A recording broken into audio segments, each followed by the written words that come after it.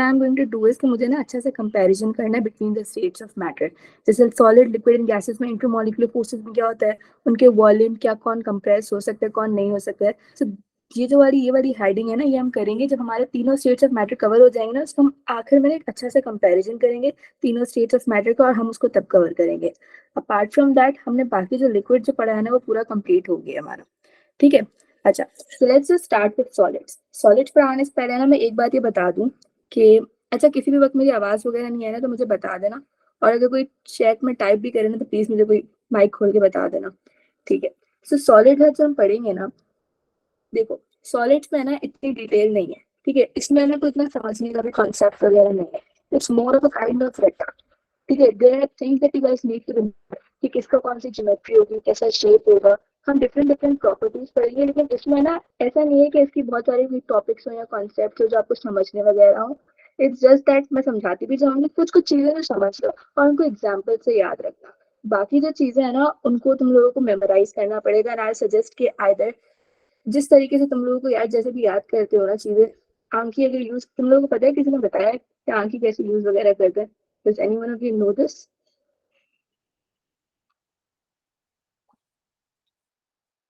ठीक है, हम गैसेंगे किसी को नहीं पता है। अच्छा, हमारे पास है ना इट्स बेसिकली सॉफ्टवेयर, उसमें ना आप बेसिकली फ्लैश कार्ड्स बना रहे हो तो, और इन हेल्प्स इन स्पेस रिपीटिशन। तो एक डेक बना लेना ऐसी चीजें याद करने के लिए कि ना डिवाइड कर दो फिजिकल केमिस्ट्री और ऑर्गेनिक केमिस्ट्री। फिजिकल केमिस्ट्री में जैसे हम एक्सेप्शन वगैरह की बात कर रहे थे ना, हमने कुछ दिनों में पहले एक्सेप्शन वगैरह पढ़ी थी, तो टाइप दैट आउट, उनके ना फ्लैश कार्ड्स को बार बार रिवाइज करो ताकि तुम्हारे दिमाग से चीजें निकले नहीं।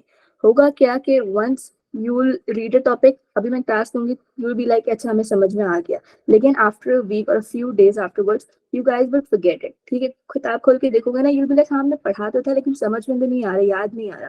सो इट्स बेटर कि तुम लोग चीजों को बार बार रिवाइज करो। Revision is extremely important.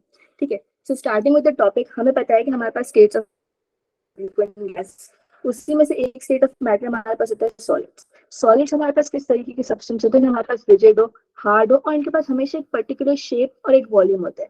ठीक है, बहुत बेसिक सी डेफिनेशन हम बेसिक क्लास में पढ़ते थे कि it has a definite shape and definite volume, मतलब एक फिक्स्ड शेप होता है। ठीक है, नॉट लाइक अ लिक्विड। ये लिक्विड तो कोई भी कंटेनर का शेप ले रहा होता है ना जिसके अंदर वो होता है, एंड गैस का भी कोई पर्टिकुलर शेप या वॉल्यूम नहीं होता। ठीक है, हमें पता है कि हमारे पास सॉलिड्स के अंदर स्ट्रॉन्ग फोर्सेज होती हैं बिटवीन इट्स कॉन्स्टिट्यूएंट पार्टिकल्स। अच्छा, मैं ना बार बार एक वर्ड यूज कर रही हूँ, that would B constituent particles.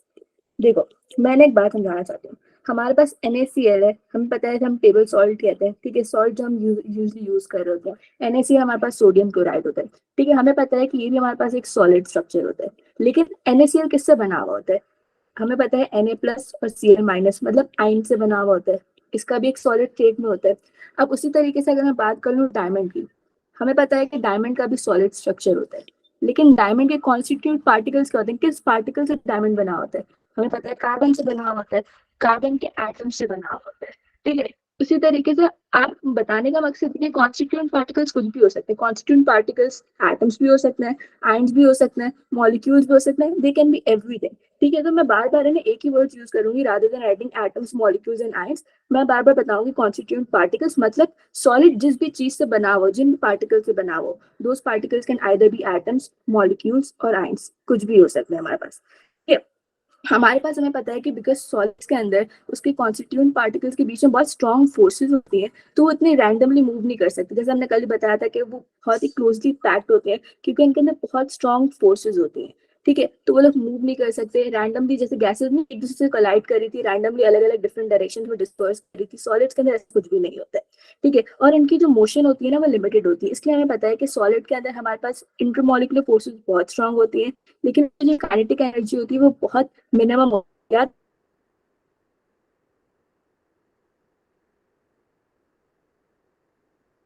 Ma'am अभी तक आपकी हमारे पास आवाज सॉलिड के ब्रेक कर अंदर रही है। इंटरमोलिकुलर फोर्स सबसे ज्यादा मैक्सिमम थी, जबकि हमारे पास जो एक्सक्यूज मी मैम।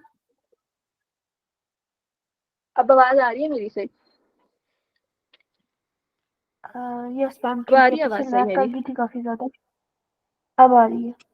ठीक है, तो मैं ये कह रही थी कि हम बेसिकली कॉन्स्टिट्यूएंट पार्टिकल्स के बारे में ये कह सकते हैं कि कॉन्स्टिट्यूएंट पार्टिकल्स एटम्स भी हो सकते हैं, मॉलिक्यूल्स भी हो सकते हैं, आयंस भी हो सकते हैं। और ये बात मैंने कल भी पढ़ाई थी कि हमारे पास सॉलिड्स के अंदर मैक्सिमम इंटरमोलिकुलर फोर्स होती है, और मिनिमम काइनेटिक एनर्जी होती है, जिसकी वजह से हम ये कह सकते हैं कि इसकी जो मोशन होती है ना वो लिमिटेड होती है और इसकी एक वाइब्रेटरी मोशन होती है। मतलब वो ऐसे नहीं होता गैसेस की तरह कि वो कोलाइड करके अलग अलग डिस्पर्स हो रहे हो, एक दूसरे से कोलाइड करके बहुत दूर दूर जा रहे हो, उनकी मोशन लिमिटेड होती है ना, तो वो अपनी जगह पर ही फिक्स जगह पर रह के वाइब्रेट कर रहा होता है। ठीक है, तो इसकी एक वाइब्रेटरी मोशन होती है।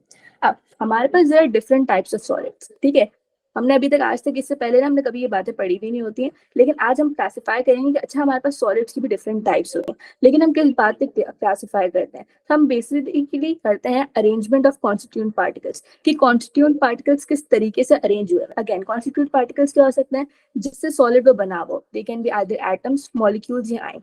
तो किस तरीके से उनकी अरेंजमेंट है, किस तरीके से वो लोग अरेंज हुए हुए हैं, उस टाइप पे हम क्लासिफाई करते हैं। हमारे पास दो तरीके के सॉलिड्स होते हैं, एक होते हैं क्रिस्टलाइन सॉलिड्स, एक होते हैं हमारे पास अमॉर्फस सॉलिड्स। ठीक है, टू रिमेंबर इट हम लोग है ना क्या करेंगे, हम एक एक पॉइंट इसका डिस्कस करेंगे, इसका डिस्कस करेंगे, ताकि हम कंपैरिजन कर सकें।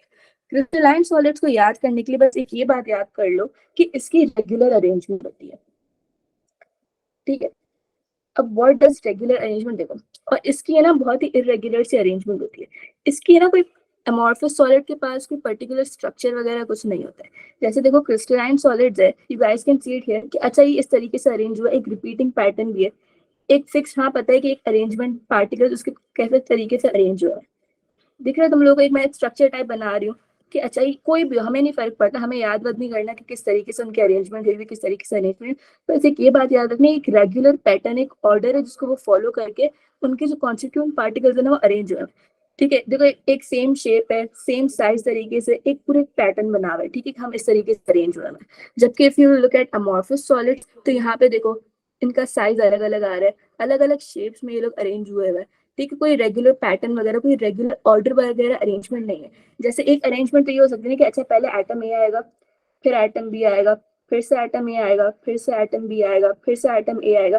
तो एक रिपीटिंग पैटर्न होता है क्रिस्टलाइन सॉलिड के पास। लेकिन अमॉर्फस सॉलिड में ऐसा नहीं हो सकता, ऐसा हो सकता है पहले आ जाए, फिर भी आ जाए, फिर से भी आ जाए, या फिर से ए आ जाए। मतलब there is no particular pattern जिसमें वो अरेंज हुए, कोई ऑर्डर नहीं होता जिसके अंदर पार्टिकल्स अरेंज हुए। ठीक है, so the best thing you can remember with crystalline solids is कि solids with, sorry, solids with regular 3D arrangement of atoms, ions और molecules, मतलब जितने भी constituent particles एक regular 3D arrangement में होंगे ना, हम कहेंगे अच्छा ये हमारे पास crystalline solids हैं। इनकी एग्जांपल क्या होती है, डायमंड हो गया, NaCl हो गया, I2 हो गया, सक्रोज हो गया, quartz. Quartz is basically silica जिसे हम कहते हैं SiO2। ठीक है, ये आगे हम लोग पढ़ेंगे SNP ब्लॉक में ना, इसको हम और फर्दर डिटेल्स में डिस्कस करेंगे, इनके स्ट्रक्चर वगैरह भी। But just so you need to remember कि अगर आपसे क्रिस्टलाइन सॉलिड्स अगर आपको दे देना कुछ ऑप्शंस वगैरह, तो you should be able to differentiate कि क्रिस्टलाइन सॉलिड्स कौन से हैं और हमारे पास अमॉर्फस सॉलिड्स कौन से हैं। ठीक है, जबकि अगर आप अमॉर्फस सॉलिड्स में देखो तो हम यहाँ पे लिखा हुआ भी कि solids that do not possess a regular 3D arrangement of atoms, ions और मॉलिक्यूल्स। इनकी कोई रेगुलर 3D अरेंजमेंट नहीं होती कि हम कह सकें अच्छा यार देखो इस तरीके से अरेंज होना है, अलग अलग डिफरेंट शेप, अलग अलग पैटर्न होते हैं इनके। ठीक है, हमारे पास यहाँ पे मैंने ये वाला पॉइंट लिखा हुआ है, recurring regular geometrical pattern. Regular geometrical pattern का मतलब ये है कि जैसे पहले मैंने बताया था ना, ए आएगा, फिर बी आएगा, फिर ए आएगा, बी आएगा, एक रिपीटिंग पैटर्न है, रेकरिंग पैटर्न है। ठीक है, इसी तरीके से हम आगे पूरी एक अरेंजमेंट बनाएंगे, इसी तरीके से हमारा पूरा बेसिक जो स्ट्रक्चर होगा ना सॉलिड का, वो इस तरीके से फॉर्म होगा। जबकि अमॉर्फस सॉलिड में ऐसा कुछ भी नहीं होता। अच्छा, अमॉर्फस सॉलिड की example, this is really important, वो आपसे बार बार पूछता है। ठीक है, ऑप्शंस में, so you need to remember कि अमॉर्फस सॉलिड में आपके पास एग्जांपल आ जाती है ग्लास की, एक आ जाती है रबर की, एक आ जाती है प्लास्टिक की, एक और ग्लू की। So you need to able कि आपको पता होना चाहिए कि आपकी एग्जांपल्स हैं अमॉर्फस सॉलिड्स की एंड क्रिस्टलाइन सॉलिड्स की। एंड सबसे बड़ी बात आपको पता है अमॉर्फस सॉलिड्स में, अमॉर्फस का मतलब ये होता है कि शेपलेस, इसका कोई पर्टिकुलर शेप या ज्योमेट्री वगैरह नहीं होती है। ये ना हम आगे जाके पूरी ज्योमेट्रीज वगैरह डिस्कस करेंगे कि साइक्लिक क्या होता है, मोनोसाइक्लिक क्या होता है, ट्राइगोनल क्या होता है, पूरी पूरी ज्योमेट्रीज होती है, वो तो क्रिस्टलाइन सॉलिड्स होती है। अमॉर्फस सॉलिड्स की कोई नहीं होती है। ठीक है, कोई पर्टिकुलर ज्योमेट्री या कोई पर्टिकुलर शेप नहीं होता जो हम कह सकें कि अच्छा इसका कोई है, कोई रेगुलर अरेंजमेंट नहीं होती है। ठीक है, अब हमारे पास क्योंकि यहाँ पे रेगुलर अरेंजमेंट हुई होती है, एक रेगुलर पैटर्न फॉलो कर रहा होता है, तो इसके बीच में ना रेगुलर इंटरमॉलिक्यूलर फोर्सेस भी होती हैं थ्रू आउट। पूरे क्रिस्टलाइन सॉलिड में एक रेगुलर पैटर्न भी चल रहा होता है कि अच्छा हमारे पास इंटरमॉलिक्यूलर फोर्सेस इतनी स्ट्रॉन्ग है, उनकी स्ट्रेंथ, ठीक है, वो किस तरीके से अरेंज हुई भी होती हैं, वो बिल्कुल एक पर्टिकुलर ऑर्डर चल रहा होता है थ्रू आउट द सॉलिड। लेकिन आप यहाँ पे अगर अमॉर्फस सॉलिड को देखोगे तो इनके पास इंटरमॉलिक्यूलर फोर्सेस अरेंजमेंट कोई रेगुलर नहीं होती, इररेगुलर से इंटरमॉलिक्यूलर फोर्सेस होती है। कब क्या बन रहा होगा, क्योंकि देखो डिस्टेंस एक तो डिफर कर रहा है, फिर कौन सा पार्टिकल कब आ रहा है, कौन सा एटम कहाँ पर आ रहा है, कोई पर्टिकुलर फिक्स अरेंजमेंट नहीं है। तो इसलिए आपकी इंटरमॉलिक्यूलर फोर्सेस भी रेगुलर नहीं है, इरेग्युलर होती है अमॉर्फस सॉलिड्स में। ठीक है। अच्छा, हमारे पास है ना अमॉर्फस सॉलिड्स की कोई अलग अलग नाम देते हैं, जैसे हम क्रिस्टलाइन सॉलिड्स को तो सिर्फ क्रिस्टलाइन सॉलिड्स कह रहे हैं ना, अमॉर्फस सॉलिड्स को हम और नाम भी देते हैं, जैसे नॉन क्रिस्टलाइन सॉलिड्स, ठीक है, super cooled liquids and pseudo solids. Pseudo का मतलब होता है कि फॉल्स, ठीक है, मतलब फेक टाइप सॉलिड्स। सॉलिड्स होते हैं रियल लाइफ में, लेकिन वी कॉल देम अच्छा सॉलिड्स की तरह होते हैं, तो उसका नाम रखते हैं कि सूडो सॉलिड्स भी होते हैं। नॉन क्रिस्टलाइन सॉलिड भी आप इन्हें कह सकते हैं, एंड सुपर कूल्ड लिक्विड्स भी कह सकते हैं। एंड सुपर कूल्ड लिक्विड्स जो है ना, ये एग्जामिनर का फेवरेट होता है। वो आपसे बार बार पूछता है कि glass is a dash crystalline solid, कोई भी क्रिस्टलाइन सॉलिड, आगे कुछ भी लग गया आयनिक सॉलिड, कोवेलेंट मॉलिक्यूल या सुपर कूल्ड लिक्विड। ठीक है, so you need to remember कि हमारे पास ग्लास क्या होता था, अमॉर्फस सॉलिड होता था। अमॉर्फस सॉलिड का हम एक और नाम भी देते हैं, which is basically super cooled liquid. Super cooled liquid को है ना, इसको बुलाने की भी एक वजह है। देखो हमारे पास सॉलिड कैसे बनते हैं, आप लिक्विड को अगर कूल डाउन कर दोगे तो आपके पास सॉलिड बन जाएगा, ठीक है। लेकिन है ना, देखो हर स्ट्रक्चर, मैं ना कोई फिक्स बता नहीं हूँ, सबके लिए जनरल बात बता रही हूँ कि जब भी आप लिक्विड को कूल डाउन करोगे तो आपके पास सॉलिड बन जाएगा। हर किसी का प्रोसेस अलग होता है, हर अलग अलग सॉलिड्स को एक्वायर करने के हमारे पास डिफरेंट प्रोसेसेस और तरीके होते हैं। You just need to remember कि जब हम कूलिंग एक प्रोसेस एक बिल्कुल, और अगर कूलिंग के बाद एक रेगुलर अरेंजमेंट वाला सॉलिड बन रहा है ना, ठीक है, हम उसे अच्छा खासा टाइम देते हैं कि अच्छा खासा बस सेटल डाउन हो जाए, उनकी जो पार्टिकल्स हैं कॉन्स्टिट्यूएंट पार्टिकल्स, उनकी अरेंजमेंट बहुत रेगुलर हो, तो वी से कि अच्छा ही हमारे पास क्रिस्टलाइन सॉलिड बन रहा है। लेकिन अगर हम उसी वक्त लिक्विड को कूल डाउन करें और हम उसको बहुत रैपिड कूलिंग करें, ठीक है, मतलब जल्दी जल्दी से कूल डाउन करें, इतना टाइम नहीं दें पार्टिकल्स को कि वो रेगुलरली अरेंज हो सकें, तो हमारे पास तब एक्वायर होते हैं अमॉर्फस सॉलिड्स। इसलिए हम है ना इसे ये भी कहते हैं कि वो सुपर कूल्ड लिक्विड्स होते हैं, ठीक है, मतलब हम उनकी रैपिड कूलिंग बहुत जल्दी जल्दी करवाते हैं। ऐसा नहीं होता कि पार्टिकल्स को टाइम मिले कि वो अरेंज हो सके और एक वो जो रेगुलर पैटर्न है ना वो आ सके, ठीक है। फिर उसके बाद आप लोगों ने ये बात याद रखनी, मैंने ये वाली बात याद लिखी है कि क्रिस्टलाइन सॉलिड्स को भी है ना हम अमॉर्फस सॉलिड्स में कन्वर्ट कर सकते हैं। कैसे कि आपने क्रिस्टलाइन सॉलिड्स, आपने कोई भी क्रिस्टलाइन सॉलिड लिया, आपने इसको मेल्ट कर दिया, मेल्ट करोगे तो वो लिक्विड बन जाएगा। लिक्विड बन जाने के बाद आपको उसको सुपर कूल करना है, मतलब आपको उसको रैपिड कूलिंग करनी है, आपको उसको जल्दी से ना कूल डाउन कर लेना एक्सट्रीम टेम्परेचर देकर। ठीक है, क्या होगा, पार्टिकल्स को रेगुलर अरेंजमेंट नहीं मिलेगी, टाइम नहीं मिलेगा कि वो रेगुलरली अरेंज हो सके, ठीक है। जब टाइम नहीं मिलेगा तो हमारे पास उसका प्रोडक्ट क्या निकलेगा, रेगुलर अरेंजमेंट नहीं है पार्टिकल्स की, ठीक है, कोई पैटर्न नहीं है फिक्स, तो क्या मिलेगा हमारे पास, बेसिकली क्रिस्टलाइन जो सॉलिड्स जो है वो कन्वर्ट हो जाएंगे हमारे पास amorphous solids. Does everyone get it? ये वाले डिफरेंसेस सबको समझ में आए? किसी को कोई भी इश्यू है? मैम ये लास्ट पॉइंट दोबारा समझा दे काइंडली। और मैं ये मैम कह रही प्लीज आप सूडो की मीनिंग दोबारा बताइएगा। सूडो देखो सॉलिड्स क्या होते हैं मतलब? सूडो सॉलिड्स यहाँ पे देखो, अमॉर्फस सॉलिड का एक दूसरा मतलब नाम होता है सूडो सॉलिड, ठीक है। अमॉर्फस सॉलिड के ना हम अलग अलग नाम से भी बुला सकते हैं, जैसे अमॉर्फस सॉलिड्स को हम ये भी कह सकते हैं, नॉन क्रिस्टलाइन सॉलिड्स भी कह सकते हैं, सुपर कूल्ड लिक्विड्स भी कह सकते हैं, एंड सूडो सॉलिड्स भी कह सकते हैं। सूडो का मतलब बेसिकली होता है, ये ना तुम लोग बाद में आगे फिजिक्स में पढ़ोगे कि सूडो फोर्सेस क्या होती हैं। सूडो मतलब समझो कि वो फेक है, ठीक है, मतलब उसकी तरह दिखता है कि अच्छा ये सॉलिड तो है, अमॉर्फस सॉलिड भी सॉलिड ही है, नहीं है कि उसकी प्रॉपर्टीज वगैरह डिफर कर गए, वो सॉलिड वगैरह नहीं है। अमॉर्फस सॉलिड भी सॉलिड है, ठीक है, सॉलिड की तरह ही दिखेगा, उसके जो प्रॉपर्टीज होंगी, जैसे उसका वॉल्यूम भी फिक्स्ड होगा जैसे सॉलिड का होता है, शेप भी उसका, लेकिन उसकी जो अंदर की अरेंजमेंट है ना पार्टिकल्स की, बस वो रेगुलर नहीं है, उसके अंदर इंटरमॉलिक्यूलर फोर्सेस इरेगुलर है, ठीक है। तो हम उसे कहते हैं कि सूडो सॉलिड है, मतलब फेक टाइप ऑफ सॉलिड है। सॉलिड की ये वाली प्रॉपर्टीज नहीं है इसके अंदर कि इसके अंदर रेगुलर अरेंजमेंट ऑफ पार्टिकल्स वगैरह नहीं है, we call it pseudo solids. अच्छा, किसी ने पूछा था लास्ट पॉइंट ये है कि हम बेसिकली ये बता रहे हैं कि we can convert crystalline solids into amorphous solids. हम क्रिस्टलाइन सॉलिड्स को अमॉर्फस सॉलिड्स में कन्वर्ट कर सकते हैं। कैसे? आप पहले क्रिस्टलाइन सॉलिड को मेल्ट कर दो, ठीक है, क्रिस्टलाइन सॉलिड आपने लिया और आपने इसको मेल्ट कर दिया। जब आप इसको मेल्ट करोगे तो वो लिक्विड में कन्वर्ट हो जाएगा। फिर हम क्या करेंगे, हम उसको रैपिडली कूल कर लेंगे, ठीक है, बहुत जल्दी से ना, एक्सट्रीम टेम्परेचर में बहुत कम टाइम देंगे और बहुत मैक्सिमम टेम्परेचर, मतलब बहुत टेम्परेचर लो कर देंगे, फिर वो हमारे पास सॉलिड में कन्वर्ट हो जाए, लिक्विड सॉलिड में फिर से कन्वर्ट हो जाए, रैपिडली उसकी कूलिंग करेंगे। तो क्या होगा कि उसे टाइम नहीं मिलेगा पार्टिकल्स को अरेंज होने के लिए, इससे हमारे पास क्या होगा कि उनकी अरेंजमेंट रेगुलर नहीं होगी, एंड वी कैन से कि अब हमारे पास अमॉर्फस सॉलिड बन गए। अरीबा शायद हाँ तुम्हारा यस मैम Yes, जज़ाकल्लाह। इस तरीके से हम अमोर्फस को नहीं उसमें कन्वर्ट कर सकते क्रिस्टलाइन सॉलिड्स में। वापस से रिपीट नहीं, करो अपना क्वेश्चन। amorphous की तो और अमोर्फस को अगर हम फिर से मतलब लिक्विड स्टेट में लाएं उसको, फिर हम इतना मतलब रैपिड हीट ना प्रोवाइड करें, तो फिर उसको हम क्रिस्टलाइन सॉलिड में कन्वर्ट नहीं कर सकते। रैपिड हीटिंग की बात नहीं थी। देखो क्या करोगे, तुम अमोर्फस सॉलिड में हीट प्रोवाइड करोगी, ठीक है, वो फिर से लिक्विड में कन्वर्ट हो जाएगा। अगर तुम उसे इतना टाइम दो तो शायद वो अरेंज हो सके, लेकिन ऐसा कुछ लिखा हुआ नहीं है, मुझे इस बारे में ज्यादा इन्फॉर्मेशन नहीं है। आई सर्च अबाउट इट कि हम कर सकते हैं या नहीं कर सकते हैं। आई डू नॉट थिंक कि हम ग्लास को कन्वर्ट कर सकते हैं किसी पर्टिकुलर या रबड़ वगैरह को, लेकिन I will see about it.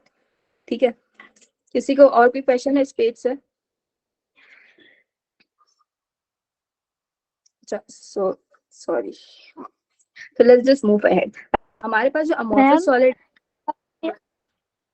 Ma'am यार एक ये जो रिक्वेस्ट आपकी बात की वो कि हम लोग मतलब अब ये जो अमोर्फस है उसको क्रिस्टलीन में नहीं कर सकते, वो क्यों? देखो मैंने कहा कि मुझे इसके बारे में इतनी इन्फॉर्मेशन नहीं है कि हम अमोर्फस को क्रिस्टलाइन में कर सकते हैं या नहीं कर सकते। ठीक है, मुझे लगता है कि हम क्रिस्टलाइन को अमोर्फस में कर सकते हैं, बिकॉज हमें इसकी रेगुलर अरेंजमेंट को बेसिकली डिस्टॉर्ट करना होता है ना।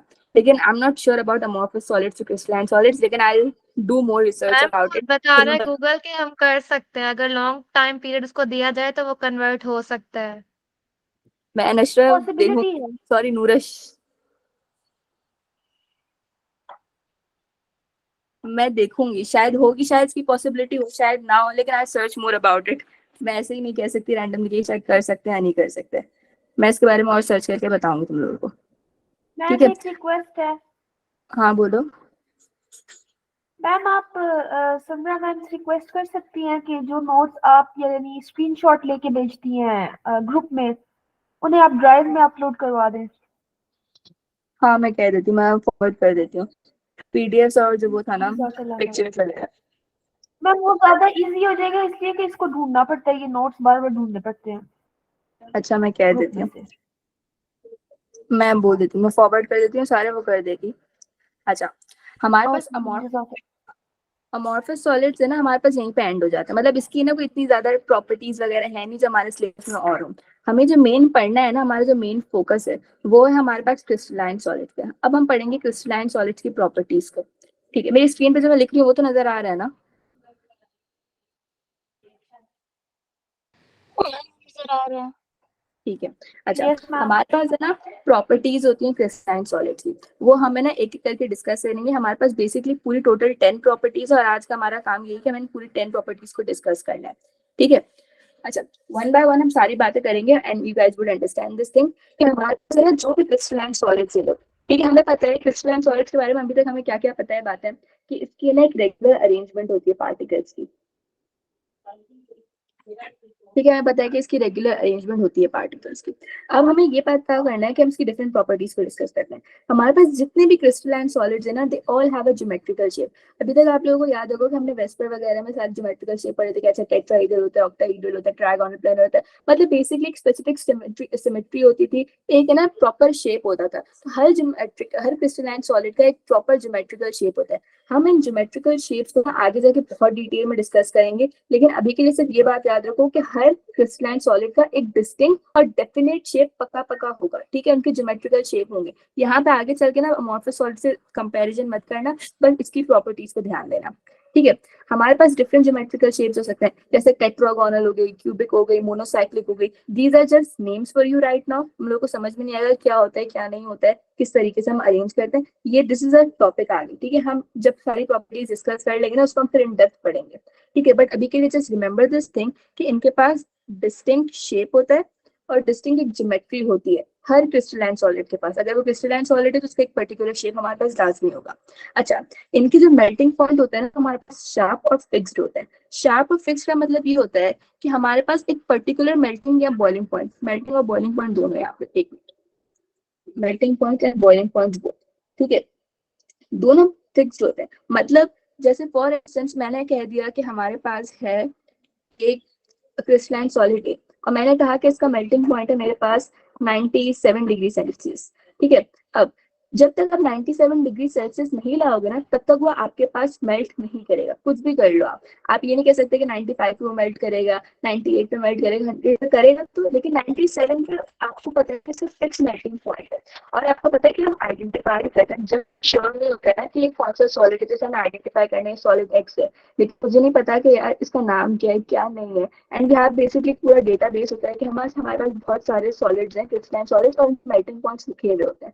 सो we can basically also identify कि अच्छा मैं क्या करती हूँ, मैं एक्स का है मेल्टिंग पॉइंट चेक कर लेती हूँ, मैं उसको मेल्ट करना शुरू करती हूँ। जिस टेम्परेचर वो मेल्ट कर रहा है, आई नोट इट डाउन, जैसे पॉइंट सिंस 97 डिग्री सेल्सियस, मैंने देखा अच्छा 97 डिग्री सेल्सियस, और इसी पे ये रेंज पे क्या बोलते हैं मेल्ट कर रहा है, कोई और उसकी रेंज नहीं है, फिक्स बिल्कुल 97 डिग्री सेल्सियस पे ही मेल्ट कर रहा है। So I go and check कि अच्छा 97 डिग्री सेल्सियस यहाँ पे किस कंपाउंड का है, किस सॉलिड का है, तो मुझे इसका नाम पता चल जाएगा and I will be able to identify. ठीक है, इसका मेल्टिंग पॉइंट और बॉइलिंग पॉइंट हमेशा शार्प मतलब फिक्स होता है, एग्जैक्टली होता है।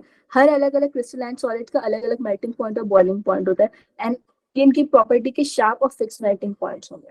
ठीक है, अच्छा another property is cleavage planes. Cleavage planes को तुम लोग इस तरीके से समझो कि हमारे पास समझो एक बड़ा सा क्रिस्टलाइन सॉलिड था कोई, ठीक है, क्यूब कैसे बनाते थे, ये मेरा बहुत बड़ा सा क्यूब है, लेकिन समझो ये क्यूब है, ठीक है, ये बहुत बड़ा सा क्रिस्टल है। बॉइलिंग पॉइंट वाला पॉइंट फिर समझा दें, सॉरी मेल्टिंग बॉइलिंग पॉइंट। मैंने ये कहा कि हमारे पास क्रिस्टलाइन सॉलिड्स का ना एक शार्प और फिक्स मेल्टिंग पॉइंट होता है। हर अलग अलग क्रिस्टलाइन सॉलिड में बहुत सारे हो सकते हैं, जैसे डायमंड किसी एक फिक्स मेल्टिंग पॉइंट पे मेल्ट करता होगा, ठीक है, NaCl का एक फिक्स मेल्टिंग पॉइंट होगा हमारे पास। तो हमारे पास जैसे हमने वहां पे सुक्रोज पढ़ा था, जो वो भी क्रिस्टलाइन सॉलिड था, उसका एक अलग मेल्टिंग पॉइंट होगा, डायमंड का अलग होगा, NaCl का, मतलब एक फिक्स टेम्परेचर पे ही जाके वो मेल्ट करता है। ठीक है, किसका सवाल था, अरीबा? यस मैम, मेरा समझ में आया? यस मैम आ गया, जज़ाकल्लाह। अच्छा देखो, क्लीवेज प्लेन्स को ना तुम लोग इस तरीके से याद करो कि हमारे पास क्यूब बनाते कैसे थे। हमारे पास एक बड़ा सा क्रिस्टल है, ठीक है, उसको मुझे ना छोटे हिस्से में अगर ब्रेक डाउन करना है ना, तो that is process is known as basically cleavage का प्रोसेस। अब हमारे पास क्या होता है कि हम क्रिस्टलाइन सॉलिड्स को जब भी ब्रेक डाउन करते हैं, इस इमेज को देखो, ठीक है, ये मेरे पास एक क्यूब था, ठीक है, फिर क्रिस्टलाइन सॉलिड और ये हमारे पास अमॉर्फस सॉलिड है। क्रिस्टलाइन सॉलिड को आप जब भी ब्रेक डाउन करोगे ना, कुछ पर्टिकुलर प्लेन्स होते हैं, कुछ एंगल्स होते हैं पर्टिकुलर, जिन पर अगर आप इनको ब्रेक डाउन करोगे ना, तो आपको बिल्कुल एक स्मूथ एज, एक पर्टिकुलर अच्छी सी ना शेप में आप उसको छोटे क्रिस्टल में कट करोगे, जिसकी एजेस बिल्कुल स्मूथ होंगी, एंड उसकी जो अरेंजमेंट होगी ना, जैसे इस पार्टिकल्स की, इस पेरेंट एटम की एक पर्टिकुलर कोई अरेंजमेंट होगी जिसमें वो अरेंज हुआ हुआ होगा, तो इसके जो छोटा क्रिस्टल होगा ना, उसी में वही वाली अरेंजमेंट होगी जो पेरेंट एटम की अरेंजमेंट होगी। ठीक है, मतलब आप समझो कि there is a bigger piece of cake, उसके अंदर से जब आप छोटा पीस कट कर रहे हो ना, तो उसकी जो कॉन्स्टिट्यूंट पार्टिकल्स की अरेंजमेंट होगी ना, जो छोटे वाले पीस में थी, वही पूरे बड़े पेरेंट, जो पेरेंट आपका केक था ना, उस जैसी ही होगी। उनकी अरेंजमेंट जो होगी ना अंदर पार्टिकल्स की, that will be exactly same, और बिल्कुल एक स्मूथ एज आप कट कर रहे होगे। जबकि आप अमॉर्फस सॉलिड्स के अंदर, बिकॉज इनकी अरेंजमेंट भी अलग अलग होती है, ठीक है, यहाँ पे कुछ और तरीके की होगी, यहाँ पे फॉर इंस्टेंस इस तरीके से अरेंजमेंट है, तो जब आप इसको कट करोगे ना, तो ऐसा नहीं होगा कि पूरे छोटे क्रिस्टल में भी वही वाली अरेंजमेंट हो जो आपके पेरेंट क्रिस्टल में थी। ठीक है, तो दिस इज अ डिफरेंट कि हमारे पास, और ऐसा नहीं होता कि कुछ भी हो सके, आप इसमें भी ना आपको डिफरेंट डिफरेंट डायरेक्शन में अलग मिलती है। ठीक है, सो देर आर पर्टिकुलर एंगल्स के, अच्छा आपको इसको इस तरीके से कट करना है, या फिर आपको इस तरीके से कट करना है, इस तरीके से कट करना है, हर सॉलिड्स के लिए अलग होते हैं, हर क्रिस्टलाइन सॉलिड के लिए अलग अलग क्लीवेज प्लेन्स होते हैं, अलग अलग प्लेन्स होते हैं, जिसपे आप इसको कट करोगे ना, तो अंदर की जो कॉन्स्टिट्यूएंट पार्टिकल्स की अरेंजमेंट है, दैट इज सिमिलर, बिल्कुल exactly same to that of the parent atom. तो ये हमारे पास बेसिकली कहते हैं कि हमारे पास क्रिस्टलाइन सॉलिड्स की प्रॉपर्टी होती है,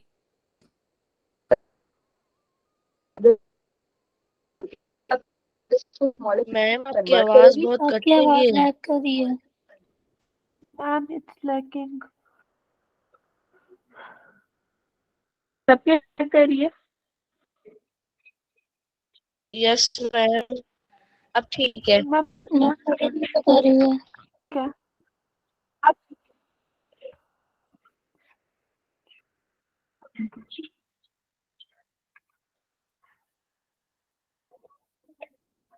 अब आवाज आ रही है मेरी? यस मैम, अभी आ रही है। जी जी जी, आ रही है।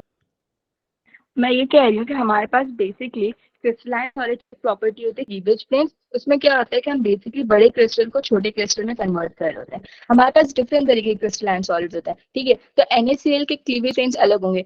NaCl को आपको किसी पर्टिकुलर एंगल में कट करना होगा कि उसके पास एक स्मॉलर क्रिस्टल निकले, ठीक है। जब आप कट करोगे तो एक स्मॉलर क्रिस्टल आएगा, और स्मॉलर क्रिस्टल की जो अरेंजमेंट होगी ना द पार्टिकल्स की, that would be perfectly ditto similar होगी to that of the parent atom, ठीक है। तो बिल्कुल परफेक्ट एक है ना, एक क्लीवेज प्लेन्स एग्जिस्ट कर रहे होते हैं। क्लीवेज का मतलब क्या होता है, बड़े क्रिस्टल को आप छोटे क्रिस्टल में तोड़ रहे हो, ठीक है, ये क्लीवेज हो गया। क्लीवेज प्लेन्स एक प्रॉपर्टी है क्रिस्टलाइन सॉलिड की, मतलब हर क्रिस्टलाइन सॉलिड के अंदर कुछ प्लेन्स एग्जिस्ट करते हैं, कुछ एंगल्स एग्जिस्ट करते हैं, जिसमें आप कट करोगे तो आपको बिल्कुल स्मूथ एज आपको ना स्ट्रक्चर मिलेगा, स्मॉलर क्रिस्टल मिलेगा, जिसकी वजह से आपके पास जो पूरे पार्टिकल्स है ना, जो अरेंजमेंट है, that would be similar to that of the parent atom.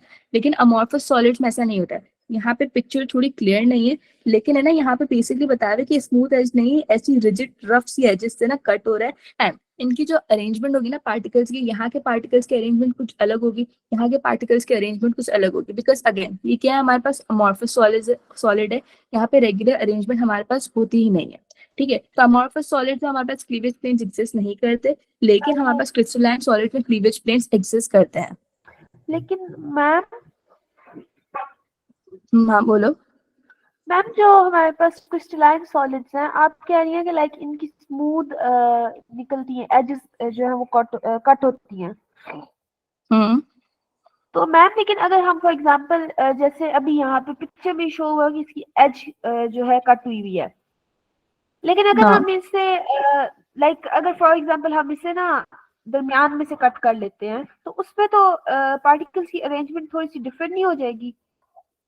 तो मैं यही तो कह रही हूँ कि हमारे पास हर सॉलिड के लिए ना अलग अलग होती है, ये हम नहीं डिफाइन कर सकते, मैं या तुम नहीं बता सकते कि किसी भी पर्टिकुलर सॉलिड का क्लीवेज प्लेन क्या होगा, ठीक है। ये this is just an example बताने के लिए कि हमारे पास कट कैसे हो रहा होता है, स्मूथ एजेस कैसे आ रही थी, कैसे नहीं आ रही थी, अरेंजमेंट कैसी रहती है, कैसी नहीं रहती है। हर अलग अलग क्रिस्टलाइन सॉलिड के लिए अलग अलग क्लीवेज प्लेन्स एग्जिस्ट करता है, कोई पर्टिकुलर नहीं है कि आपको इसी एंगल में काटना है या इसी प्लेन पे काटना है। जैसे यहाँ पे इसी पिक्चर को देख लो, यहाँ पे हमने इसको इस तरीके से काट, और इसका क्लीवेज प्लेन यही होगा, जबकि हमारे पास अमॉर्फस सॉलिड पे आपको याद रखना है कि हमेशा इरेगुलर क्लीवेज होगा, रफ सा ही होगा। लेकिन क्रिस्टलाइन सॉलिड के लिए अलग अलग क्लीवेज प्लेन्स एग्जिस्ट करते हैं। मैं यहाँ पे जितने भी प्रॉपर्टीज बता रही हूँ ना, हर अलग अलग क्रिस्टलाइन सॉलिड से कंपेयर करोगे तो सब प्रॉपर्टी सबके लिए अलग अलग होंगी, लेकिन हम इन जनरली बात कर रहे हैं, ठीक है। अरीबा समझ में आया? अच्छा, मैंने ना एक वर्ड लिखा हुआ है यहाँ पे, एनिसोट्रॉपी, ठीक है, एनिसोट्रॉपिक प्रॉपर्टी। ये ना हम आगे पढ़ेंगे, समझाऊंगी, तभी तुम लोगों को बात ज्यादा बेहतर समझ में आएगी। लेकिन याद रखना है क्लीवेज प्लेन है ना, एक प्रॉपर्टी होती है, एनिसोट्रॉपिक प्रॉपर्टी होती है, ठीक है। हम आगे इसको डिस्कस करेंगे, ये अगली प्रॉपर्टी हमारे पास है। अच्छा, हमारे पास अगली प्रॉपर्टी होती है क्रिस्टलाइन सॉलिड्स की, कि जितने भी क्रिस्टलाइन सॉलिड्स है ना, उन सबके अंदर हमारे पास सिमेट्री होती है, ठीक है। अब सिमेट्री हमारे पास क्या होती है? सिमेट्री ये होती है कि आप क्यूब ले लो, ठीक है, इसको आप किसी ऐसे प्लेन में कट करो, जैसे अगर मैं इसको बीच में से कट कर दूं, ठीक है, तो ये हमारे पास दो इक्वल हाफ्स आ जाएंगे। अगर मैं इसे यूं कट कर दूं तो भी हमारे पास दो इक्वल हाफ्स आ जाएंगे। अच्छा, हर क्रिस्टलाइन सॉलिड्स का अलग अलग तरीका होता है, ठीक है, कि आपकी सेंटर की अगर आपको सिमेट्री देखनी है, इस तरीके से सेंटर की सिमेट्री देखनी है, तब इक्वल हाफ्स आ रहे हो, मतलब आप कुछ भी कर लो, घुमा लो, कुछ भी कर लो, हमेशा आपके पास सेम रहता है, मतलब सारे पार्ट जो है ना, सारी लेंथ वगैरह सब जो होता है ना, वो इक्वल होता है, ठीक है। समझाती हूँ इसका मतलब क्या है। जैसे फॉर इंस्टेंस, इसे मुझे रिमूव करने दो।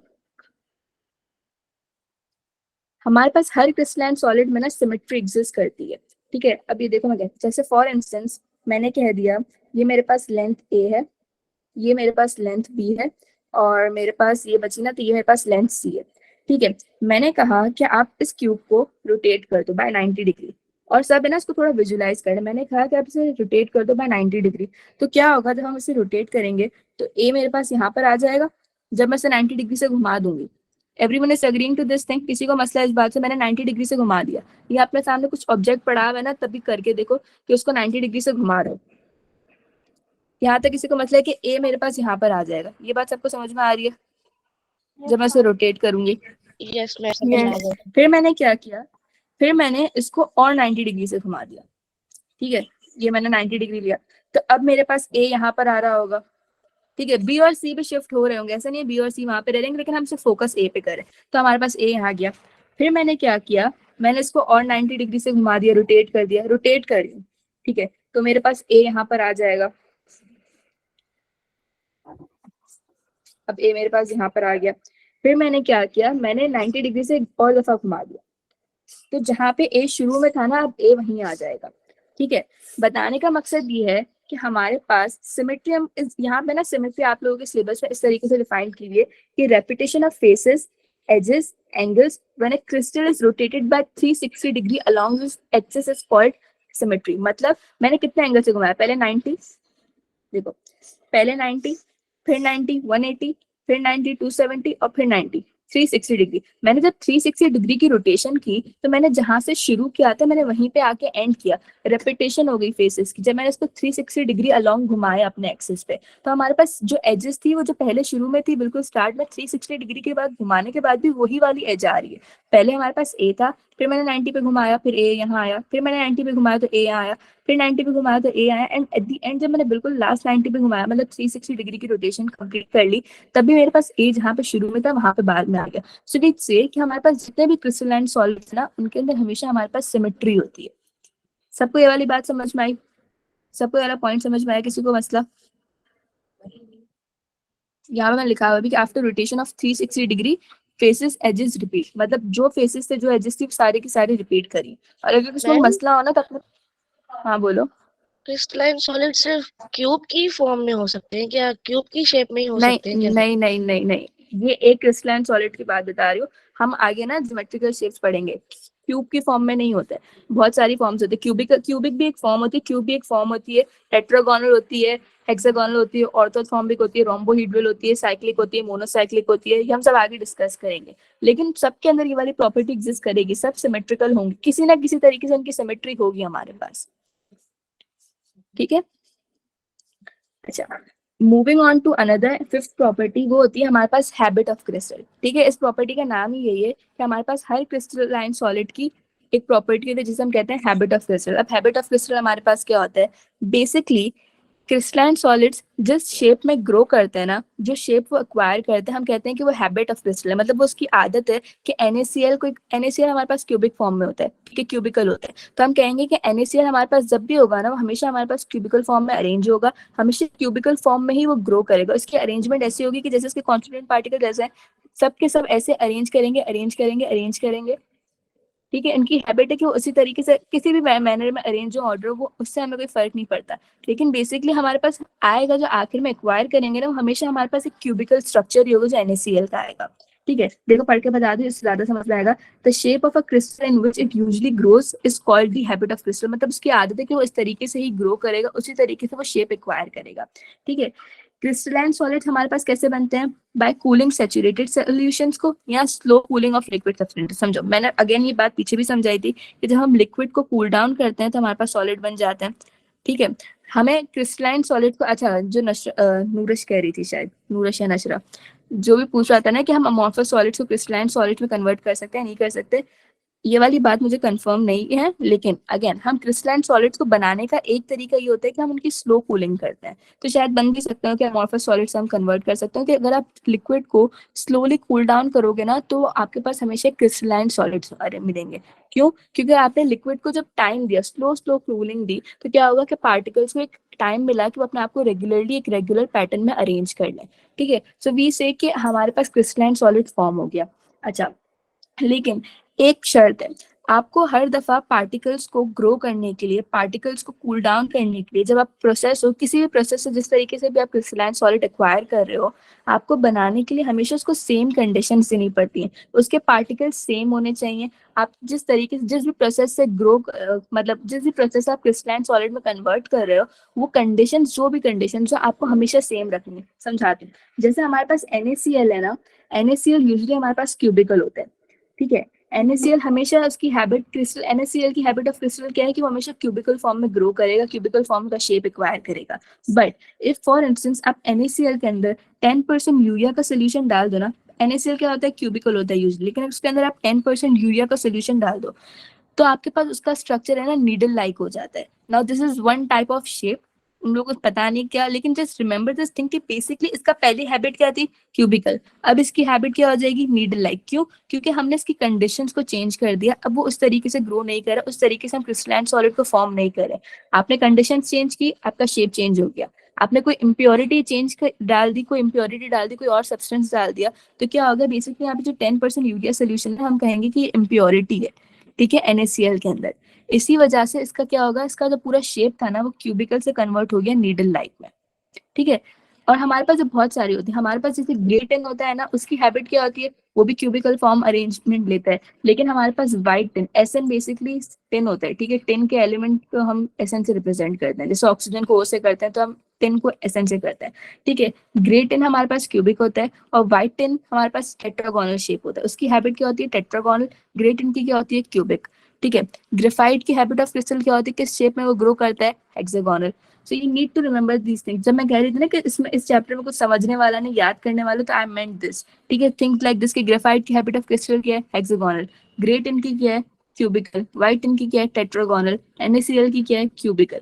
सो you need to remember this thing. लेकिन आप हैबिट को चेंज कैसे कर सकते हैं किसी भी क्रिस्टल के लिए, आप उसके अंदर कोई इम्प्योरिटी ऐड कर दो, उसका शेप चेंज हो जाएगा, बिकॉज आपने उसके लिए कंडीशन चेंज कर दी है, ठीक है। इस पेज पे किसी को भी कोई भी प्रॉपर्टी जो समझ में नहीं आई हो? मैम हाँ बोलो। हमारे पास क्रिस्टलाइन सॉलिड्स के जो मेल्टिंग और बॉइलिंग पॉइंट होता है वो जनरली हाई होगा या लो? हाई होगा। देखो सॉलिड्स की बात, देखो सॉलिड, लिक्विड एंड गैसेस, अगर तीनों का कंपैरिजन करोगी तो we know this one thing कि आपके पास जितने भी सॉलिड्स होते हैं उनका मेल्टिंग पॉइंट और बॉइलिंग पॉइंट लिक्विड और गैसेस से तो बहुत ज्यादा होगा। क्यों? क्योंकि इनके बीच में जो फोर्सेज होती हैं वो ऑलरेडी फोर्सेज ऑफ अट्रैक्शन बहुत ज्यादा स्ट्रांग होती हैं, तो सबके लिए हाई ही होगा क्रिस्टलाइन सॉलिड्स के लिए। अब क्रिस्टलाइन सॉलिड्स की भी आगे टाइप है, ठीक है। उसके अंदर आयनिक सॉलिड होगा तो उनका सबसे ज्यादा आएगा, बिकॉज आयनिक बॉन्ड ज्यादा स्ट्रांग होता है as compare to the covalent bond. लेकिन आप फिर बड़े बिगर सिंपल कोवेलेंट मॉलिक्यूल्स भी ना अलग अलग होते हैं, सिंपल होते हैं, एक होते हैं कि जिनके पास बड़ा वाला स्ट्रक्चर होता है, वो हम लोग आगे डिटेल में पढ़ेंगे। लेकिन हमारे पास यूजुअली अगर आपको सॉलिड्स को कंपेयर करना है, क्रिस्टलाइन सॉलिड्स को लिक्विड्स एंड गैसेस से, उनसे आपके पास मेल्टिंग पॉइंट और बॉइलिंग पॉइंट हायर ही होगा। नशरा समझ में आया? यस। ठीक है, अच्छा मूविंग ऑन। बता रहे हाँ बोलो।